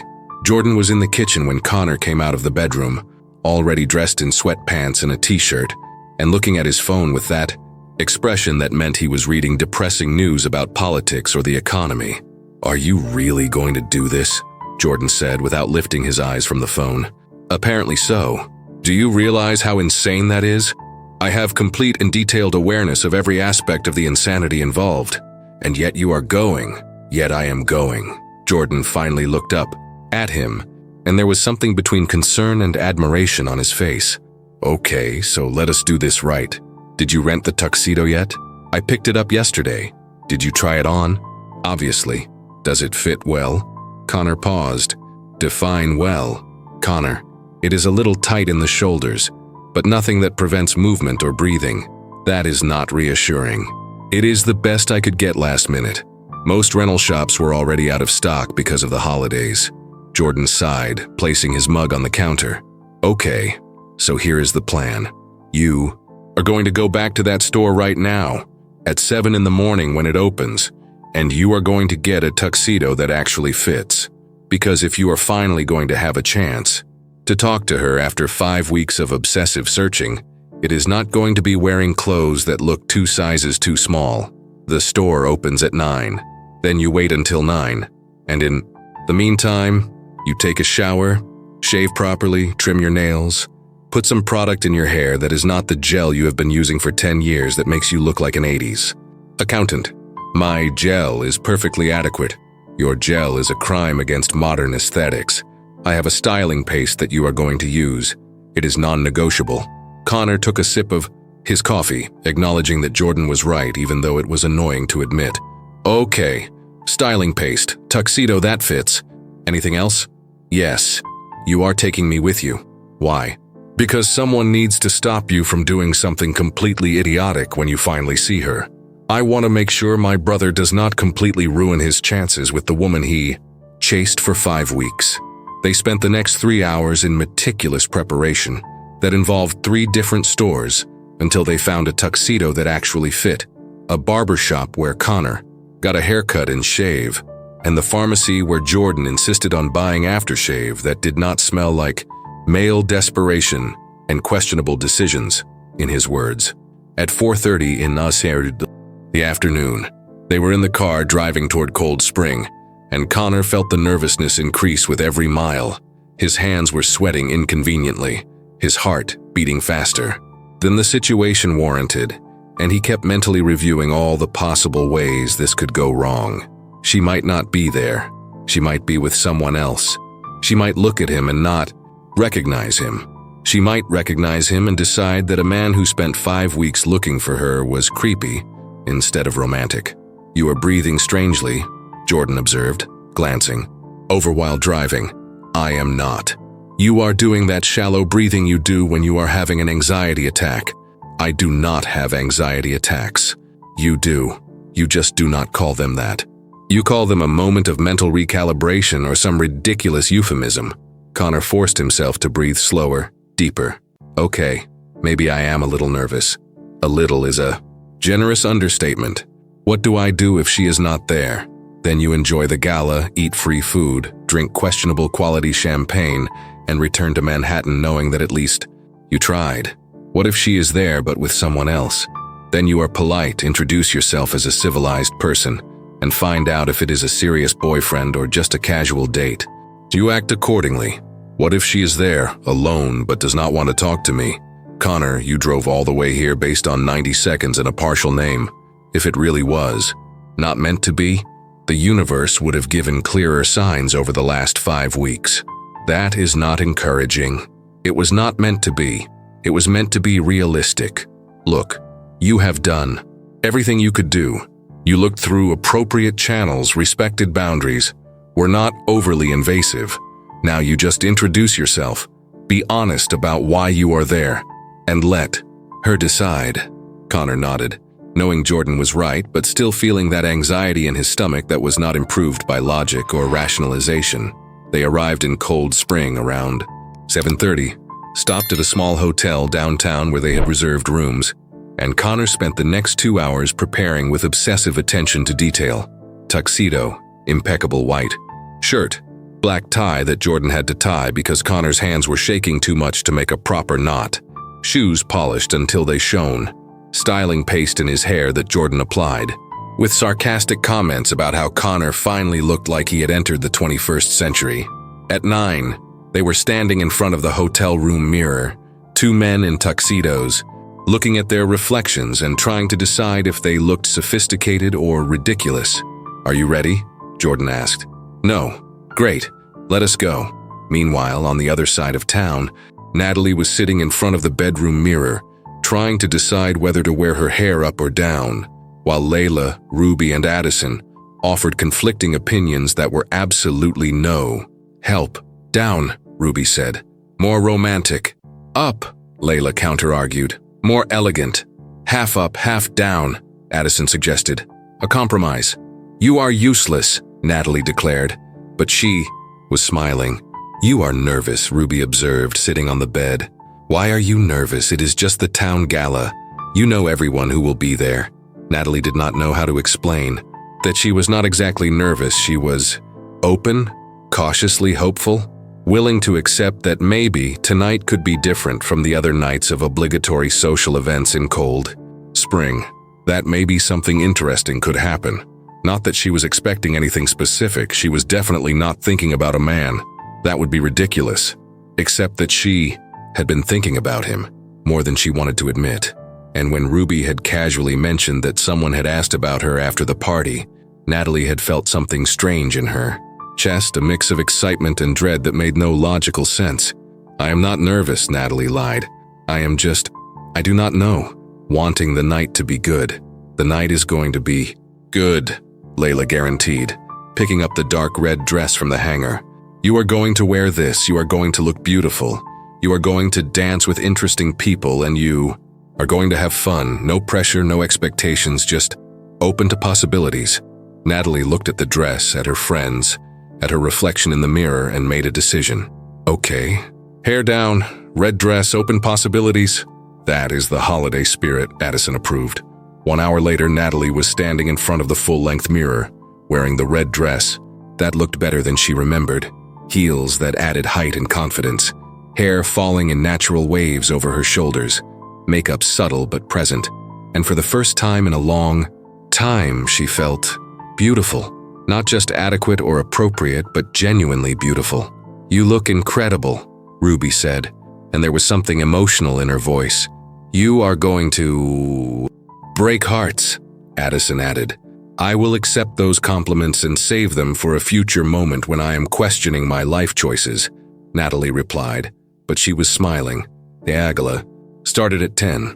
Connor and Jordan arrived at 10 past 10, intentionally late enough so that the hall was already full of people, but not so late that they looked rude. The community hall had been transformed into something out of a generously budgeted Christmas movie. Golden lights hanging from the ceiling, a huge decorated tree near the entrance, tables with white tablecloths and centerpieces with candles and gold-painted pine cones, a band on the stage playing soft jazz, and people, so many people, couples dancing, groups conversing, waiters, circulating with trays of champagne and canapes. Connor stopped at the entrance, scanning the hall methodically, looking for her. "Breathe," Jordan murmured beside him. "You look like you are going to have a breakdown." "I might be having a breakdown." "You are not, you are just nervous, which is normal and human and completely appropriate for the situation." Connor forced himself to breathe, accepted the glass of champagne offered by the waiter, and continued looking. And then, as if the universe had finally decided to cooperate after 5 weeks of obstacles, he saw her.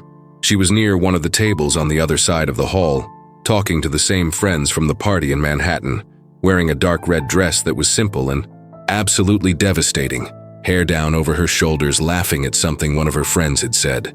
And Connor felt exactly the same thing he had felt 5 weeks ago, that sensation of being punched in the chest, his heart racing, the world simultaneously becoming clearer and less important. "It is her," Connor said. Jordan followed his gaze.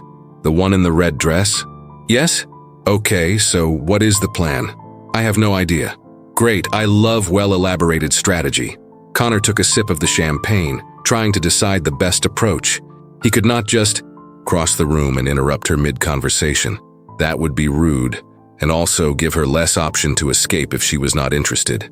He needed to wait for the appropriate moment, when she was more accessible, when he could approach her in a way that seemed natural instead of calculated. But before he could form a coherent plan, before he could take any action, someone literally bumped into him hard enough to spill the champagne, and then Connor looked down and saw that it wasn't champagne that had spilled. It was bright red fruit punch that was now spread all over the front of the tuxedo he had spent 3 hours choosing. "Oh my God, I am so sorry," a woman in a green dress said, clearly mortified. "I did not see you there." Connor looked at the ruined tuxedo, at the woman profusely apologizing, at Jordan who was clearly trying not to laugh, and thought that the universe had an extremely cruel sense of humor. "No, it was my fault," Connor automatically replied, even though he definitely knew it was not, because politeness was so ingrained in him that it worked even in a moment of complete crisis. Jordan appeared with napkins trying to clean up the worst of the damage, but the tuxedo was visibly stained and smelled strongly of rum and fermented fruit. Connor looked in the direction where Natalie was and felt his stomach sink when he realized she had moved, was now on the other side of the hall near the bar, completely oblivious to the disaster that had just occurred. "The universe is actively working against you," Jordan murmured, still rubbing napkins on the tuxedo without much success. "Apparently. Do you want to go change? I do not have another outfit. And if I leave now, I might not find her again. So you are going to spend the whole night smelling like fermented punch? If necessary, yes." The woman in the green dress was still apologizing, offering to pay for the dry cleaning, clearly mortified, and Connor had to spend 5 precious minutes assuring her that everything was fine, that accidents happen, that he was not going to sue or make a scene. When he finally managed to politely excuse himself, when he went back to look for Natalie, she had disappeared again. "This is ridiculous," Connor said, scanning the hall with increasing frustration. "It is as if she has developed a supernatural ability to always be in a different place from where I am. Or the hall is crowded and you are being paranoid. Both things can be true simultaneously." Connor grabbed another glass of champagne from a passing waiter, ignored the look of pity the waiter gave the stained tuxedo, and began circulating through the hall in a way that he hoped looked casual, but probably looked slightly desperate. He saw her near the dining tables, started walking in that direction, and when he was halfway there, she had already moved near the stage where the band was playing. He changed direction, quickened his pace, trying not to look like he was running, and was almost there when a group of people decided that this was the perfect moment to stop right in his way and have an animated conversation about holiday decorations. Connor tried to pass politely, mumbled apologies, and when he finally managed to extricate himself, Natalie was back near the bar. "This is comical," Jordan observed, having followed Connor in his frustrated pursuit. "Like objectively funny to watch. It is not funny from inside the situation." "I imagine not." Connor made an executive decision. He was simply going to cross the room directly, without trying to be subtle or strategic, and he was going to talk to her before the universe invented another ridiculous obstacle. He put the champagne glass on a nearby table, adjusted the punch-stained tuxedo in a futile attempt to look presentable, and started walking with renewed determination. He was 10 meters away, then 8, then 5, and then a small child decided that this was the perfect moment to run across the dance floor chasing a balloon, dashed between Connor's legs with impressive speed for someone of such short stature, and Connor tripped, almost fell, recovered his balance at the last second, but not before bumping into a waiter who was carrying a tray with at least 12 glasses of champagne. The sound of the breaking glass was surprisingly loud in the crowded hall. Conversation stopped, people turned to look, and Connor stood there in the middle of a growing puddle of champagne and broken glass, wearing a punch-stained tuxedo, feeling 20 years of professional dignity evaporate in real time. "I am sorry," he said to the waiter, who was looking at the empty tray with a look of shock. "I will pay for the damages." "No need, sir. Accidents happen. Not with this frequency to normal people," Connor murmured. Two staff members appeared with a broom and dustpan, started cleaning up the glass, and Connor was politely escorted away from the accident area while they worked. And when he finally managed to look for Natalie again, she was leaving through the side door toward what appeared to be the outdoor terrace. "Now," Jordan said, appearing beside him again. "Go now before a meteor falls from the sky or something." Connor did not need more encouragement. He crossed the hall, went through the side door, and stepped out onto a terrace decorated with Christmas lights where the cold night air hit him as a welcome relief after the suffocating heat of the hall. And there, standing near one of the outdoor heaters, talking to her friends while drinking something that looked like a mojito, was Natalie. Finally, accessible. Less than 5 meters away. Connor took a deep breath, feeling his heart race in a way that made the last 5 minutes of pursuit seem calm in comparison, and started walking toward her. 3 meters, 2 meters, 1 meter, and then she turned. Her eyes met his, and for a second that seemed to last an eternity. Neither of them moved. Instant recognition passed across her face, followed by surprise, followed by something Connor could not identify, but desperately hoped was interest. "Hi," Connor said, and his voice came out more nervous than he intended. Natalie looked at him, at the stained tuxedo, back to his face, and something between amusement and confusion appeared in her expression. "Hi, I know this is going to sound completely insane," Connor began, deciding that honesty was the only possible strategy at this point. "But I need to tell you something before you think I am a stalker or a disturbed person."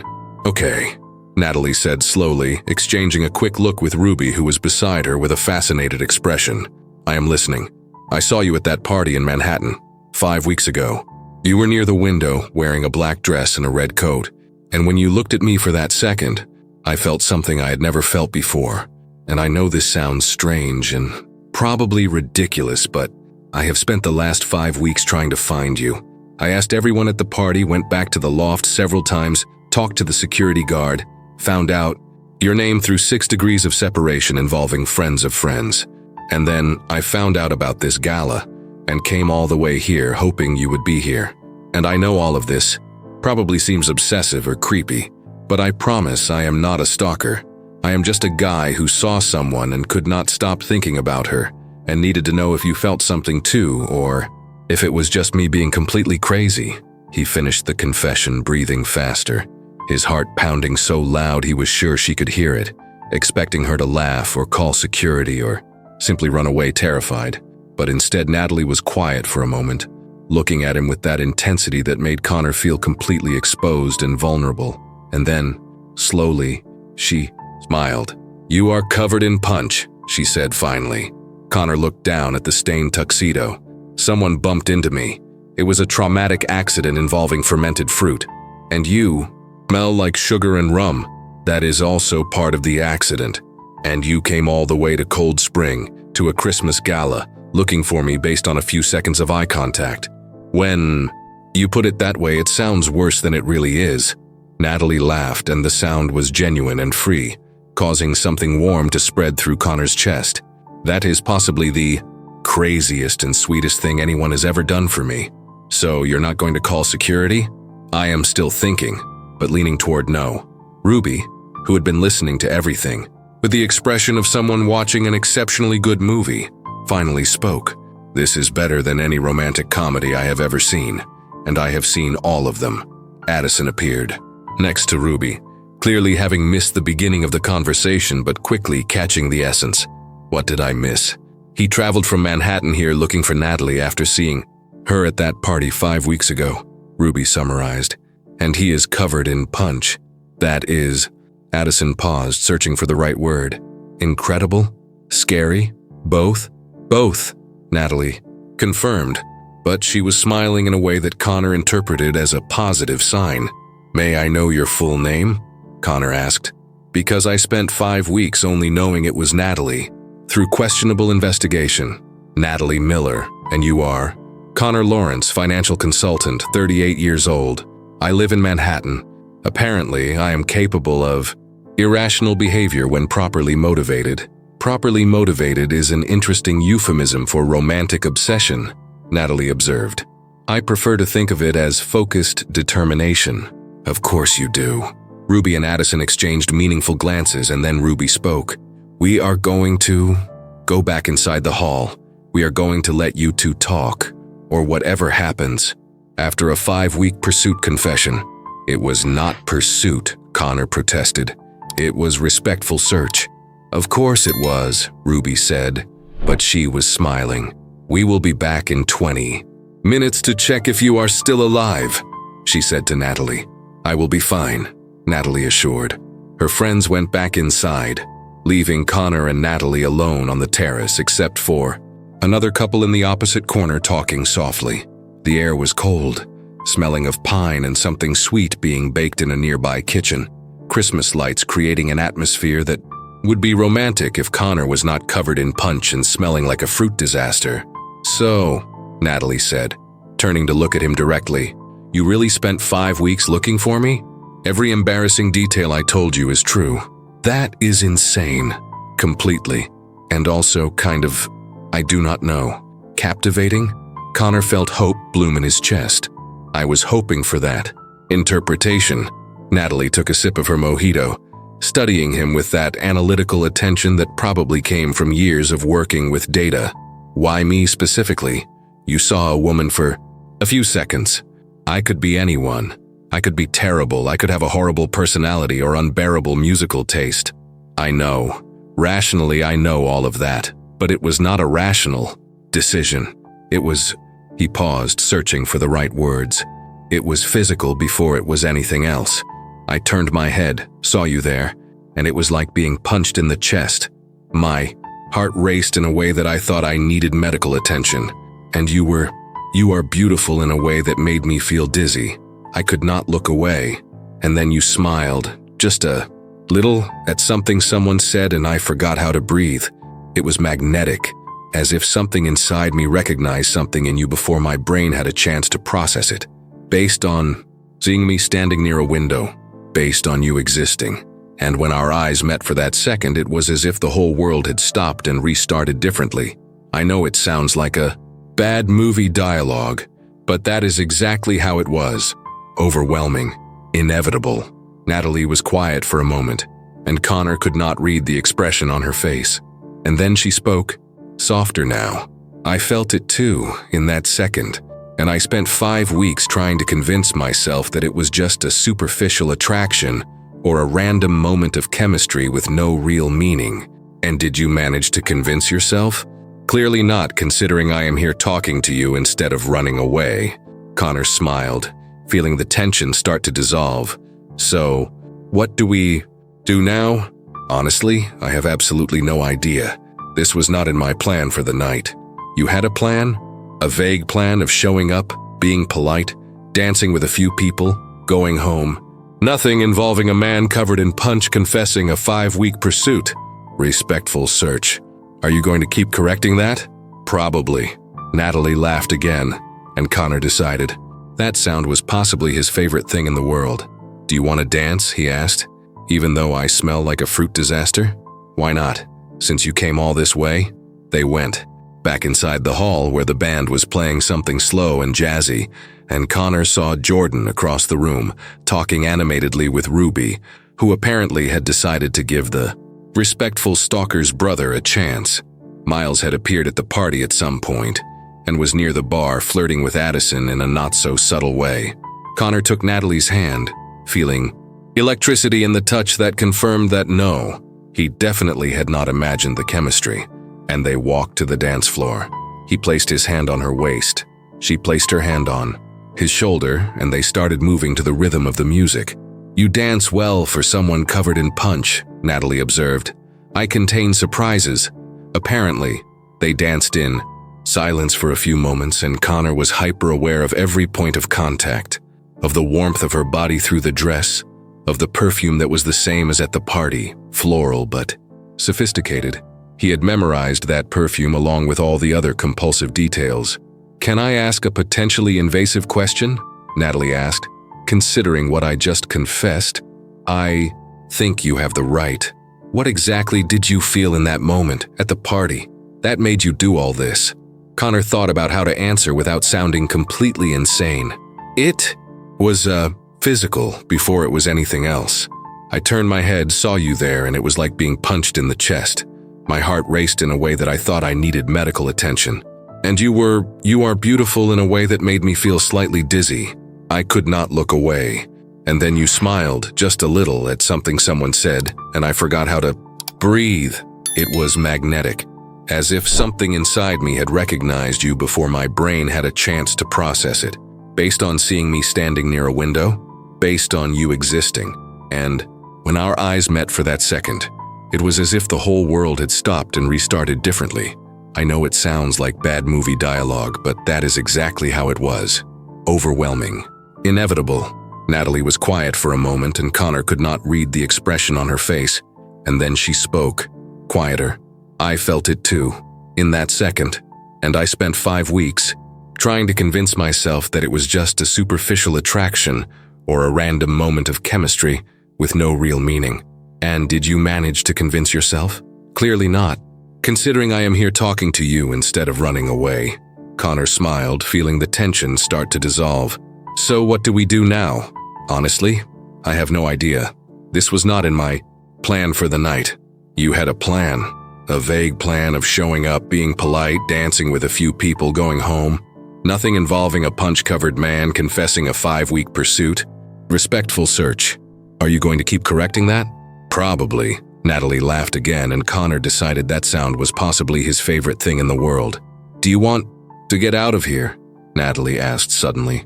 "Go somewhere quieter where we can talk without a band and 200 people?" "Yes, definitely." They left the dance floor, grabbed their coats, and went back out onto the terrace that was now empty except for them. They chose a bench near one of the heaters, sitting with a respectable distance but not too far apart. "Okay," Natalie said, adjusting her coat around her shoulders. "Let us do this. You tell me 3 true things about yourself. I tell you 3 about me, and we decide if we continue this or if we go our separate ways and pretend it was just an interesting story. 3 true things. Is this a test? It is the beginning of a conversation with structure. I like structure." "I imagined," Connor thought, choosing carefully. "First, I hate my job. Not intensely, but enough to question life choices regularly. Second, I always wanted to do something with architecture or urban design, but never had the courage to change careers. Third, I do not generally believe in destiny, but I am reconsidering. 3 vulnerable confessions right away. Bold strategy. You asked for the truth. I did, and I appreciate the honesty." She paused. "Okay, my turn. First, I live in Cold Spring because my sister bought the house here after a difficult breakup, and I needed a place to stay, and it became more permanent than I planned. Second, I work in data analysis but secretly find numbers boring and prefer reading about behavioral theory. Third, I thought Christmas romance was a fantasy until you showed up here covered in punch." Connor smiled. "So you do not think I am completely insane?" "I think you are approximately 70% insane, but the other 30% are interesting enough to compensate." They continued talking for a while longer, discovering similarities and differences, testing compatibility on various subjects. They discovered they both hated superhero movies but watched them due to social pressure, that they preferred physical books to ebooks. "Can I tell you something?" Connor said eventually. "I was in a relationship 4 years ago. It ended 3 years ago. She was great, smart, beautiful, successful, and I liked her, but I never felt that thing everyone talks about, that feeling of the right person. So I was comfortable instead of happy, and eventually she realized it and ended it. And I spent 3 years thinking that maybe I was a person who did not feel things intensely. And then I saw you and realized that no, I just had not found the right person." Natalie processed that. "I had a similar experience. A 2-year relationship that ended a 1.5 years ago. He was perfect on paper, logical compatibility, but something fundamental was missing. When it ended, I felt more relief than sadness, and I concluded that maybe I was too cynical for real romance. And now I am reconsidering. Cautiously. Cautiously is reasonable. Do you not think we are being too rational about something that should be irrational? I think people like us need structure even for irrational things. Natalie smiled. People like us. I like that. Eventually, the cold became too intense, and they went back inside where the party continued. The band announced the last song and the couples moved to the dance floor. One last dance? Connor asked. Okay. This time, when they danced, there was no nervous tension. There was something more comfortable, more natural, as if they had done this hundreds of times. Closer now, Connor could feel the warmth of her body through the dress, her breath close enough to be real. When is this real date? Natalie asked. Whenever you want. Next week, Beacon, Italian restaurant. Perfect. When the music ended, when the night officially concluded, Natalie leaned in and kissed his cheek. Quick but enough to send something electric through Connor's body. Thank you for coming all this way, and for being crazy in a romantic way. Thank you for not calling security. She smiled and moved away, going to where Layla was waiting. Connor stood there watching her go, feeling euphoria mixed with relief mixed with anticipation. Jordan appeared beside him. So, how did it go? Amazing, terrible, terrifying, perfect, all at the same time. We are going out next week. A real date in Beacon. Congratulations, you have officially graduated from romantic stalker to a person on a consensual date.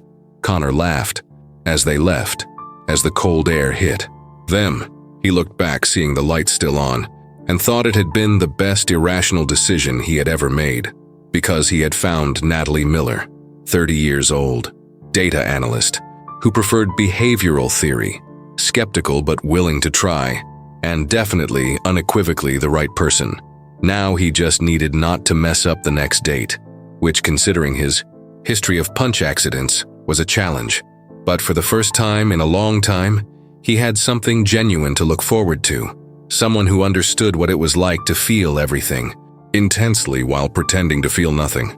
Someone who valued control but was willing to take a risk. Someone who laughed when he admitted the 5-week search. And that was already a promising start to something that could be extraordinary. The first date in Beacon happened the following Thursday, exactly as Natalie had planned. Connor arrived 10 minutes early, waited outside the Italian restaurant, trying not to look too anxious, and when she appeared getting out of her car, wearing a black leather jacket and jeans that looked perfect, he had to remind himself to breathe normally. You are not covered in punch, Natalie observed, smiling as she approached. I made a conscious effort to avoid all sugary liquids today. I appreciate the dedication. The restaurant was small, cozy, with exposed brick walls and candles on every table. They ordered the lasagna that Natalie had sworn was the best in the state, and she was right. But Connor barely paid attention to the food because he was too busy observing the way she talked with her hands when she was excited, how she smiled when he made a sarcastic comment, how her eyes sparkled in the soft candlelight. You are staring at me, Natalie said eventually. I am appreciating.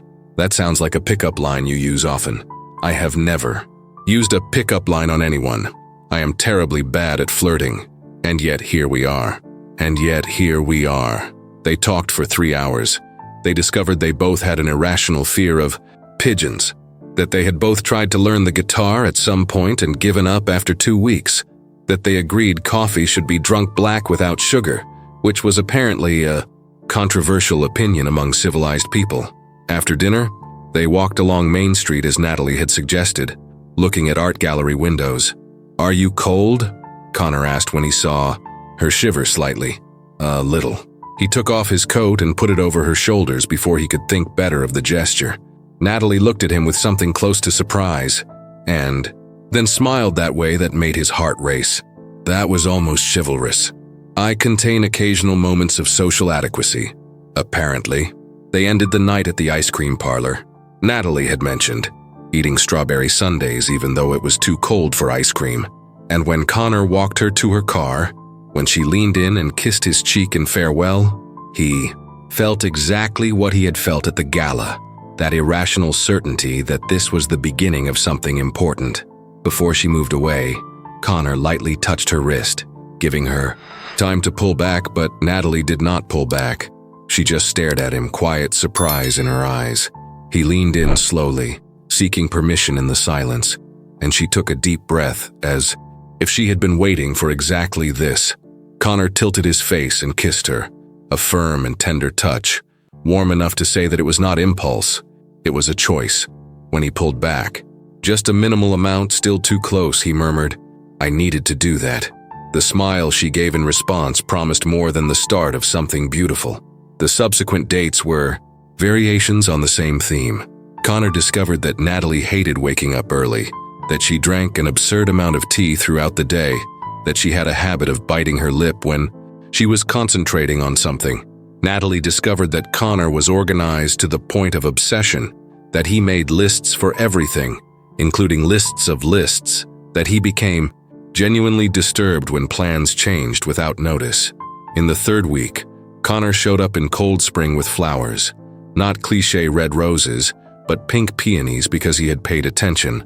When she casually mentioned they were her favorite 2 weeks prior. "You remembered," Natalie said, accepting the flowers with something close to admiration. "I pay attention."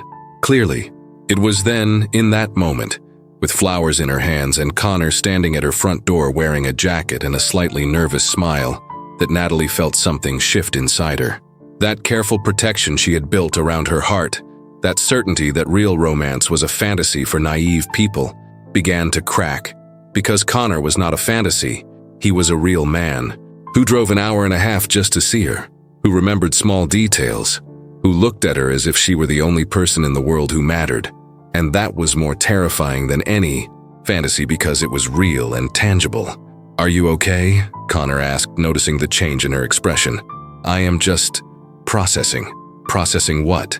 "The fact that you might be the most genuine person I have ever met, and that terrifies me."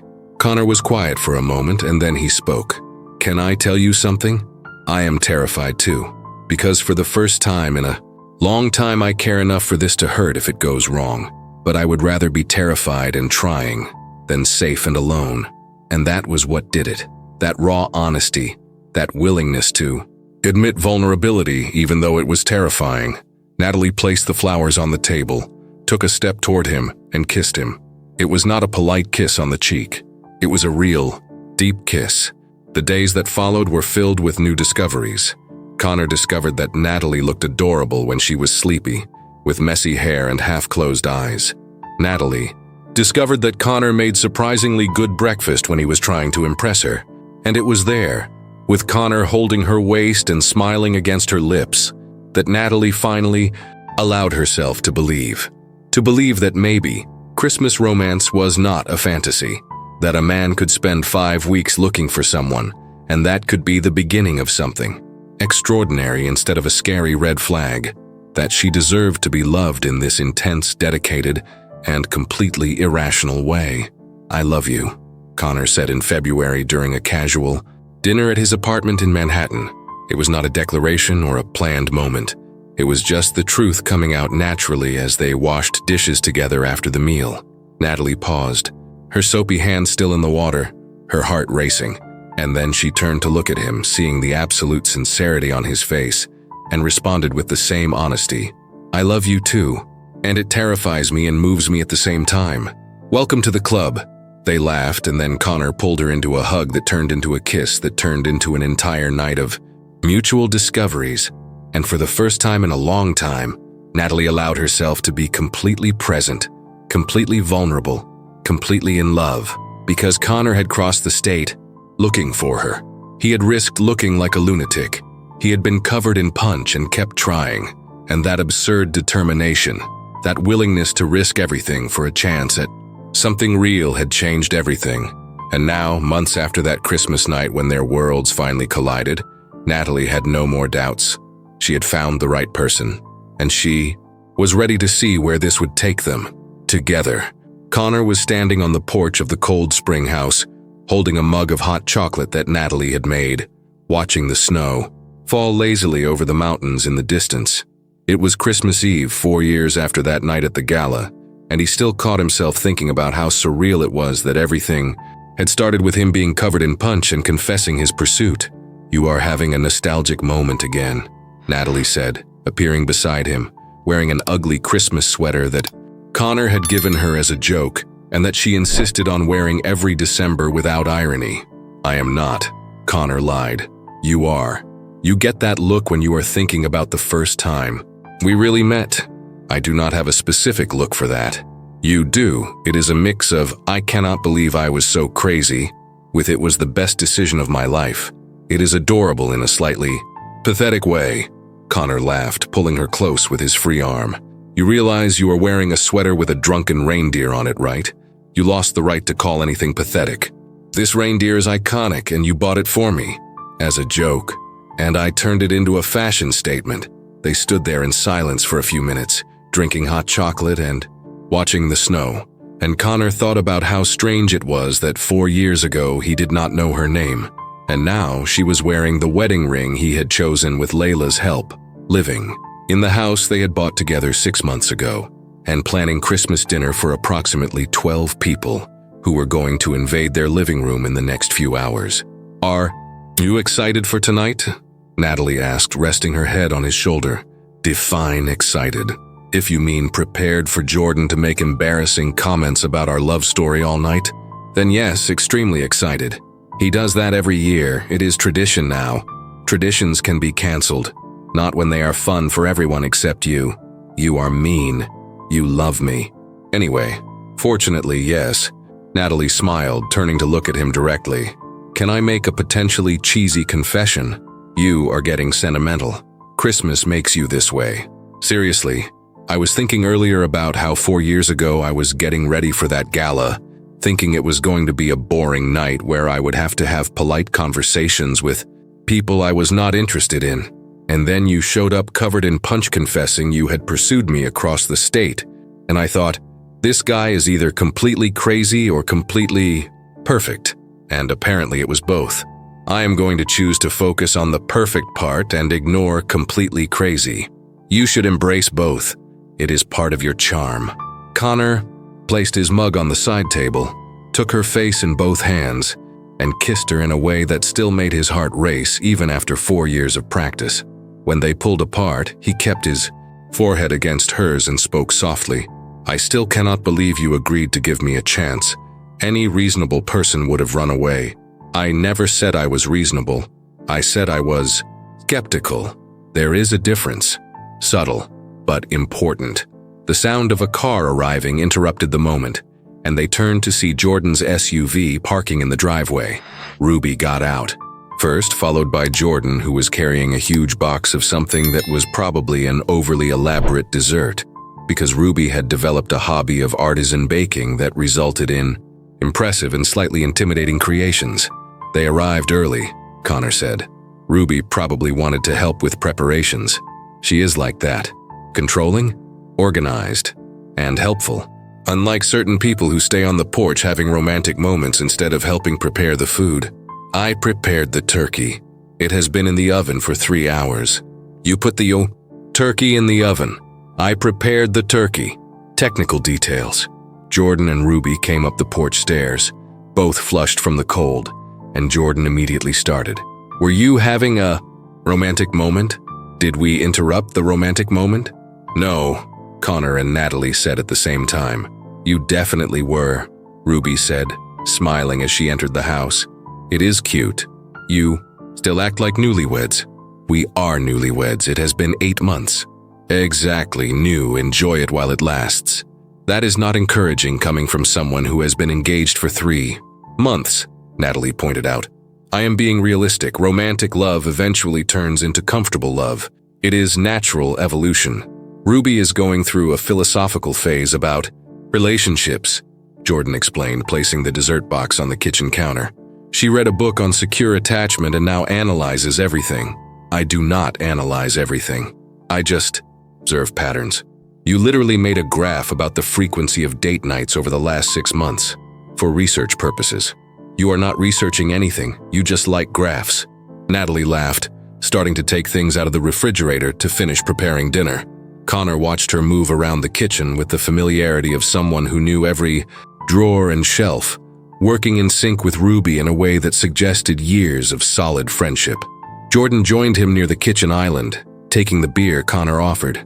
"So," Jordan said, low enough for only Connor to hear, "How is it? Married life?" "Better than I expected, different from what I imagined. More real. Real in a good way or in a complicated way? Both. Like, I thought that after getting married everything would be automatically perfect. But we still fight about silly things like who forgot to buy milk or whether we should have plants in the living room even though we both know we will forget to water them. But there are also moments like earlier today when I woke up before her and just watched her sleep and thought that I got the right person. That was surprisingly profound for you. Christmas makes me sentimental. Or you are happy and do not know how to process it without making a joke." Connor considered that, taking a sip of his beer. "Maybe both." Miles and Addison arrived half an hour later, bringing very expensive wine that Miles insisted he had bought on a recent trip to Napa Valley, but which everyone suspected he had picked up at the convenience store on the way. Addison was wearing a red dress, and Miles would not stop looking at her like a lovesick teenager even though they had been together for 3 years. "When exactly are you getting married?" Ruby asked as soon as they took off their coats. "When Miles stops being a coward and actually asks," Addison replied, taking a glass of wine that Natalie offered. "I am not a coward, I am waiting for the right moment." "You waited 2 years to admit you liked her," Connor pointed out. "The right moment is not exactly your specialty. Thanks for the support, friend." "You are welcome." Evan and Layla were the last to arrive, bringing 3 different pies, because Layla had decided that one was not enough for a group of 10 people. Evan was wearing an even more ridiculous Christmas sweater than Natalie's, with LED lights that blinked at a random rhythm, and Layla looked genuinely proud of it. "We matched," Layla announced, pointing to Natalie's sweater. "Themed couple." "You are not a couple," Natalie said. "Not yet. But Evan is working on it." Evan blushed slightly, which was adorable considering he was 39 years old, and usually the most confident person in the room. "I am being strategic." "You are being slow," Miles corrected. "There is a difference." Dinner was exactly the type of organized chaos that Connor had learned to appreciate over the last few years. 10 people around. The table they had bought specifically for occasions like that, all talking at the same time, about subjects ranging from current politics to which Christmas movie was objectively the best. The turkey came out perfect, something Connor attributed to his culinary skills, but which Natalie publicly corrected was due to the recipe she had meticulously followed. Between the main course and dessert, Jordan gave a toast that started sweet and quickly turned into a hilarious recounting of how Connor had shown up at the gala 4 years ago covered in punch. Everyone laughed, including Natalie, who added details that Connor preferred to forget, such as the fact that she had seriously considered running away, but decided to stay because the story was too good to waste. "I still cannot believe you came all the way to Cold Spring looking for her," Ruby said, pouring more wine. "It is like a level of dedication you only see in cliché romance movies, or very good movies," Layla corrected, "depending on the execution." "The execution involved punch and visible nervousness," Jordan recalled. "So maybe it is a mediocre movie." "Hey," Connor protested. "It worked, did it not?" "It worked in spite of the execution, not because of it," Natalie said, but she was smiling in a way that removed any real criticism from the words. After everyone left, after the kitchen was cleaned and the dishes were washed and the house returned to a state of tranquility, Connor and Natalie sat on the living room sofa with the Christmas tree lights still on. She nestled against his chest, both tired but satisfied. "That was good," Natalie said, playing with the wedding ring on his finger. "Chaotic but good. Our friends are a disaster. Our friends are perfect, you just do not like to admit that you love organized chaos. I love you. The chaos is an unfortunate consequence." Natalie lifted her head to look at him, and there was something different in her gaze now. Something between nervousness and excitement that Connor could not fully identify. "Can I tell you something?" "Always." She paused, biting her lip that way she did when she was deciding how to say something important. Do you remember how a few years ago I thought real romance did not exist? And now I am married to someone who pursued me across the state, and when he found me was covered in punch. Respectful search, Connor automatically corrected. And she smiled. Respectful search then. And the craziest thing is that it does not feel crazy. It feels exactly how it should be. Connor felt something warm spread through his chest. You are getting sentimental. Christmas does this to you. Christmas does this and you do this. With your irritatingly handsome face and your romantic confessions and the way you still look at me, as if you do not believe I chose you. I genuinely do not believe it sometimes. You should believe it because… She paused, took a deep breath, and then spoke quickly as if she had to. Say it before she lost her nerve. Because I do not choose things lightly, and I chose you. And now we are choosing something else together. Or rather, we already chose. Technically 8 weeks ago.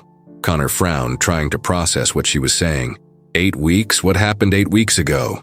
Natalie pulled away slightly, grabbed something that was hidden between the sofa cushions and placed it in his hands. It was a small box wrapped in red paper with a gold bow. I was going to wait until tomorrow morning to give you your present, she said, her voice trembling slightly. But I cannot wait anymore. Open it. Connor looked at the box, at her, back at the box. His hands shook slightly as he started to unwrap it, carefully removing the paper, opening the lid. Inside there was something small and white. He picked it up, looked closer, and his brain took 3 complete seconds to process what he was seeing. It was a baby shoe, tiny, white with light blue detailing. Natalie. His voice came out hoarse, his heart was racing. I am pregnant, she said, and now she was smiling even though her eyes were shining suspiciously. 8 weeks along, I found out 3 days ago. I took the test 4 times because I could not believe it. And then I confirmed with the doctor yesterday morning while you were at work. I was going to tell you in a more creative way, do something elaborate, but… She laughed. But in the end, I thought I did not need anything more than the little shoe. It already tells the whole story, does it not? Connor looked at the shoe, at Natalie, back at the shoe, and then something broke inside him. All those careful defenses he had built up over the years that need to control and plan everything, and he simply broke down. He pulled Natalie into a tight embrace, burying his face in her neck, feeling something immense and overwhelming taking over his chest. They were not exactly tears, but his eyes were definitely inconveniently moist. Are you crying? Natalie asked, her voice muffled against his shoulder. I am not crying. I am having an emotionally appropriate moment for the situation. Connor, you are literally trembling. It is from emotion. It is not crying. She laughed and pulled back to look at his face. So you are happy? Because I know we did not plan this, and I know you like to have everything controlled and on a specific schedule, and I was afraid you would. Panic or… Connor kissed her, interrupting the rush of words, kissed her with such intensity that they were both breathless. When they pulled apart, he kept his hands on her face, looking directly into her eyes. I am more than happy. I do not even have words for what I am feeling right now. It is happiness multiplied by terror, multiplied by something that has no name but makes my chest want to explode. Natalie smiled, that full, free smile that she reserved for the really important moments. That was surprisingly poetic for someone who works with numbers. You make me poetic, it is annoying. You are going to be a father, she said, testing the words, her voice full of wonder. You are going to be a mother, he replied, equally in awe. They sat there, processing it, holding on to each other while the tree lights blinked softly around them. Connor placed his hand on her abdomen, even though he knew there was nothing to feel yet, just wanting to touch, to connect with that incredible new reality. This changes everything, he said eventually. It changes everything, but in a good way, in a terrifying and wonderful and completely overwhelming way. So yes, in a good way. Natalie laughed again, that sound he loved more than any other. We are going to be terrible parents. I am too sarcastic. You are too controlling. We are going to raise a child with issues. We are going to raise an interesting child with a sharp sense of humor and excellent organizational skills, and a tendency to pursue people across entire states based on minimal eye contact. That is a family trait that skips generations. It will probably be fine. They laughed together, and then fell, silent, just existing in that perfect and terrifying and completely extraordinary moment. Connor thought about how 4 years ago he was sitting at a boring party, unaware that his whole life was about to change. How he had seen a woman across the room and made a completely insane decision to look for her. How that decision had led to this, to sitting on the sofa with that same woman, now his wife, pregnant with their child on Christmas Eve. "You know what this means, right?" Natalie said eventually. "That we will need to buy a bigger house, learn about diapers, figure out how to keep something alive that is more complicated than a plant." "Yes, all of that.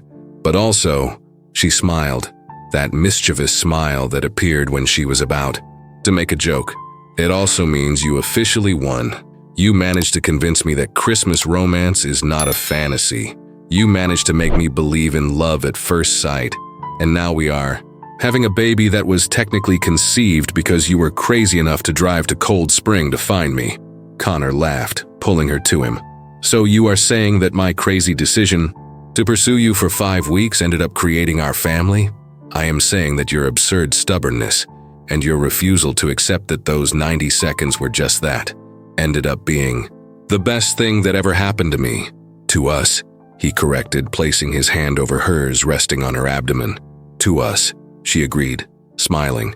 They stayed there late, talking about the future, making plans and then discarding plans because they both knew that nothing would go exactly as expected, and that was part of the adventure.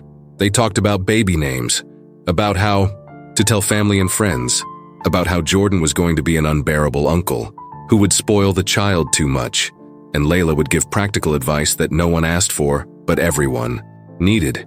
And when they finally went to bed, when they turned off the tree lights and walked up the stairs with their hands intertwined, Connor stopped halfway and turned to look at Natalie. "Thank you," he said simply. "For what?" "For letting me find you, for not running away when I showed up, for choosing to believe that that could be the start of something real, for everything." Natalie stepped up one stair to be at the same height as him, put her hands on his face and spoke with full sincerity. "Thank you for being crazy enough to look for me, for not giving up, for turning my cynicism into hope, and for making me believe that sometimes absurd moments can lead to something extraordinary." They kissed there on the stairs with the streetlights coming through the window, creating soft shadows around them. And Connor thought that Jordan was right about Destiny needing help sometimes, because he had helped Destiny by crossing the state, risking looking like a stalker, persisting even when it seemed unlikely. And Destiny had repaid him by giving him exactly what he needed: Natalie, wife, best friend, mother of their child, the person who turned 90 seconds of a look across a room into a lifetime of possibilities. On the following Christmas morning, when they told their friends and family, there were tears and hugs and inevitable jokes about how the child would probably be obsessed with planning or sarcasm, depending on which gene was dominant. But in the middle of all that joyful chaos, in the middle of all those people they loved, Connor took Natalie's hand and squeezed gently. She looked at him and smiled, that smile that was only his. And in that moment, Connor knew with absolute certainty that every second of that absurd search had been worth it, because it was not just about finding the right person. It was about being brave enough to pursue that moment of connection, even if it seemed insane. It was about believing that sometimes you feel something in 90 seconds that some people never feel in a lifetime. It was about risking dignity and comfort and rationality for a chance at something real. And now, years after that night when everything began, Connor had no doubts. He would do it all again. Every frustrated search, every return to the loft, every conversation with the security guard, every moment of doubt and anxiety, especially the punch, because the punch was where the story truly began. And the story had led to this: family, love, a future full of frightening and wonderful possibilities. And that, Connor thought, as he watched Natalie laugh at something Addison had said, unconsciously resting his hand on her still flat abdomen, was definitely the happy ending that neither of them had planned, but both completely deserved. So what did you think of this story filled with tension, unexpected encounters, and that delicious touch of emotional chaos that only real romance delivers. Share what resonated with you the most in the comments. Don't forget to like, subscribe, and hype the story to boost our reach.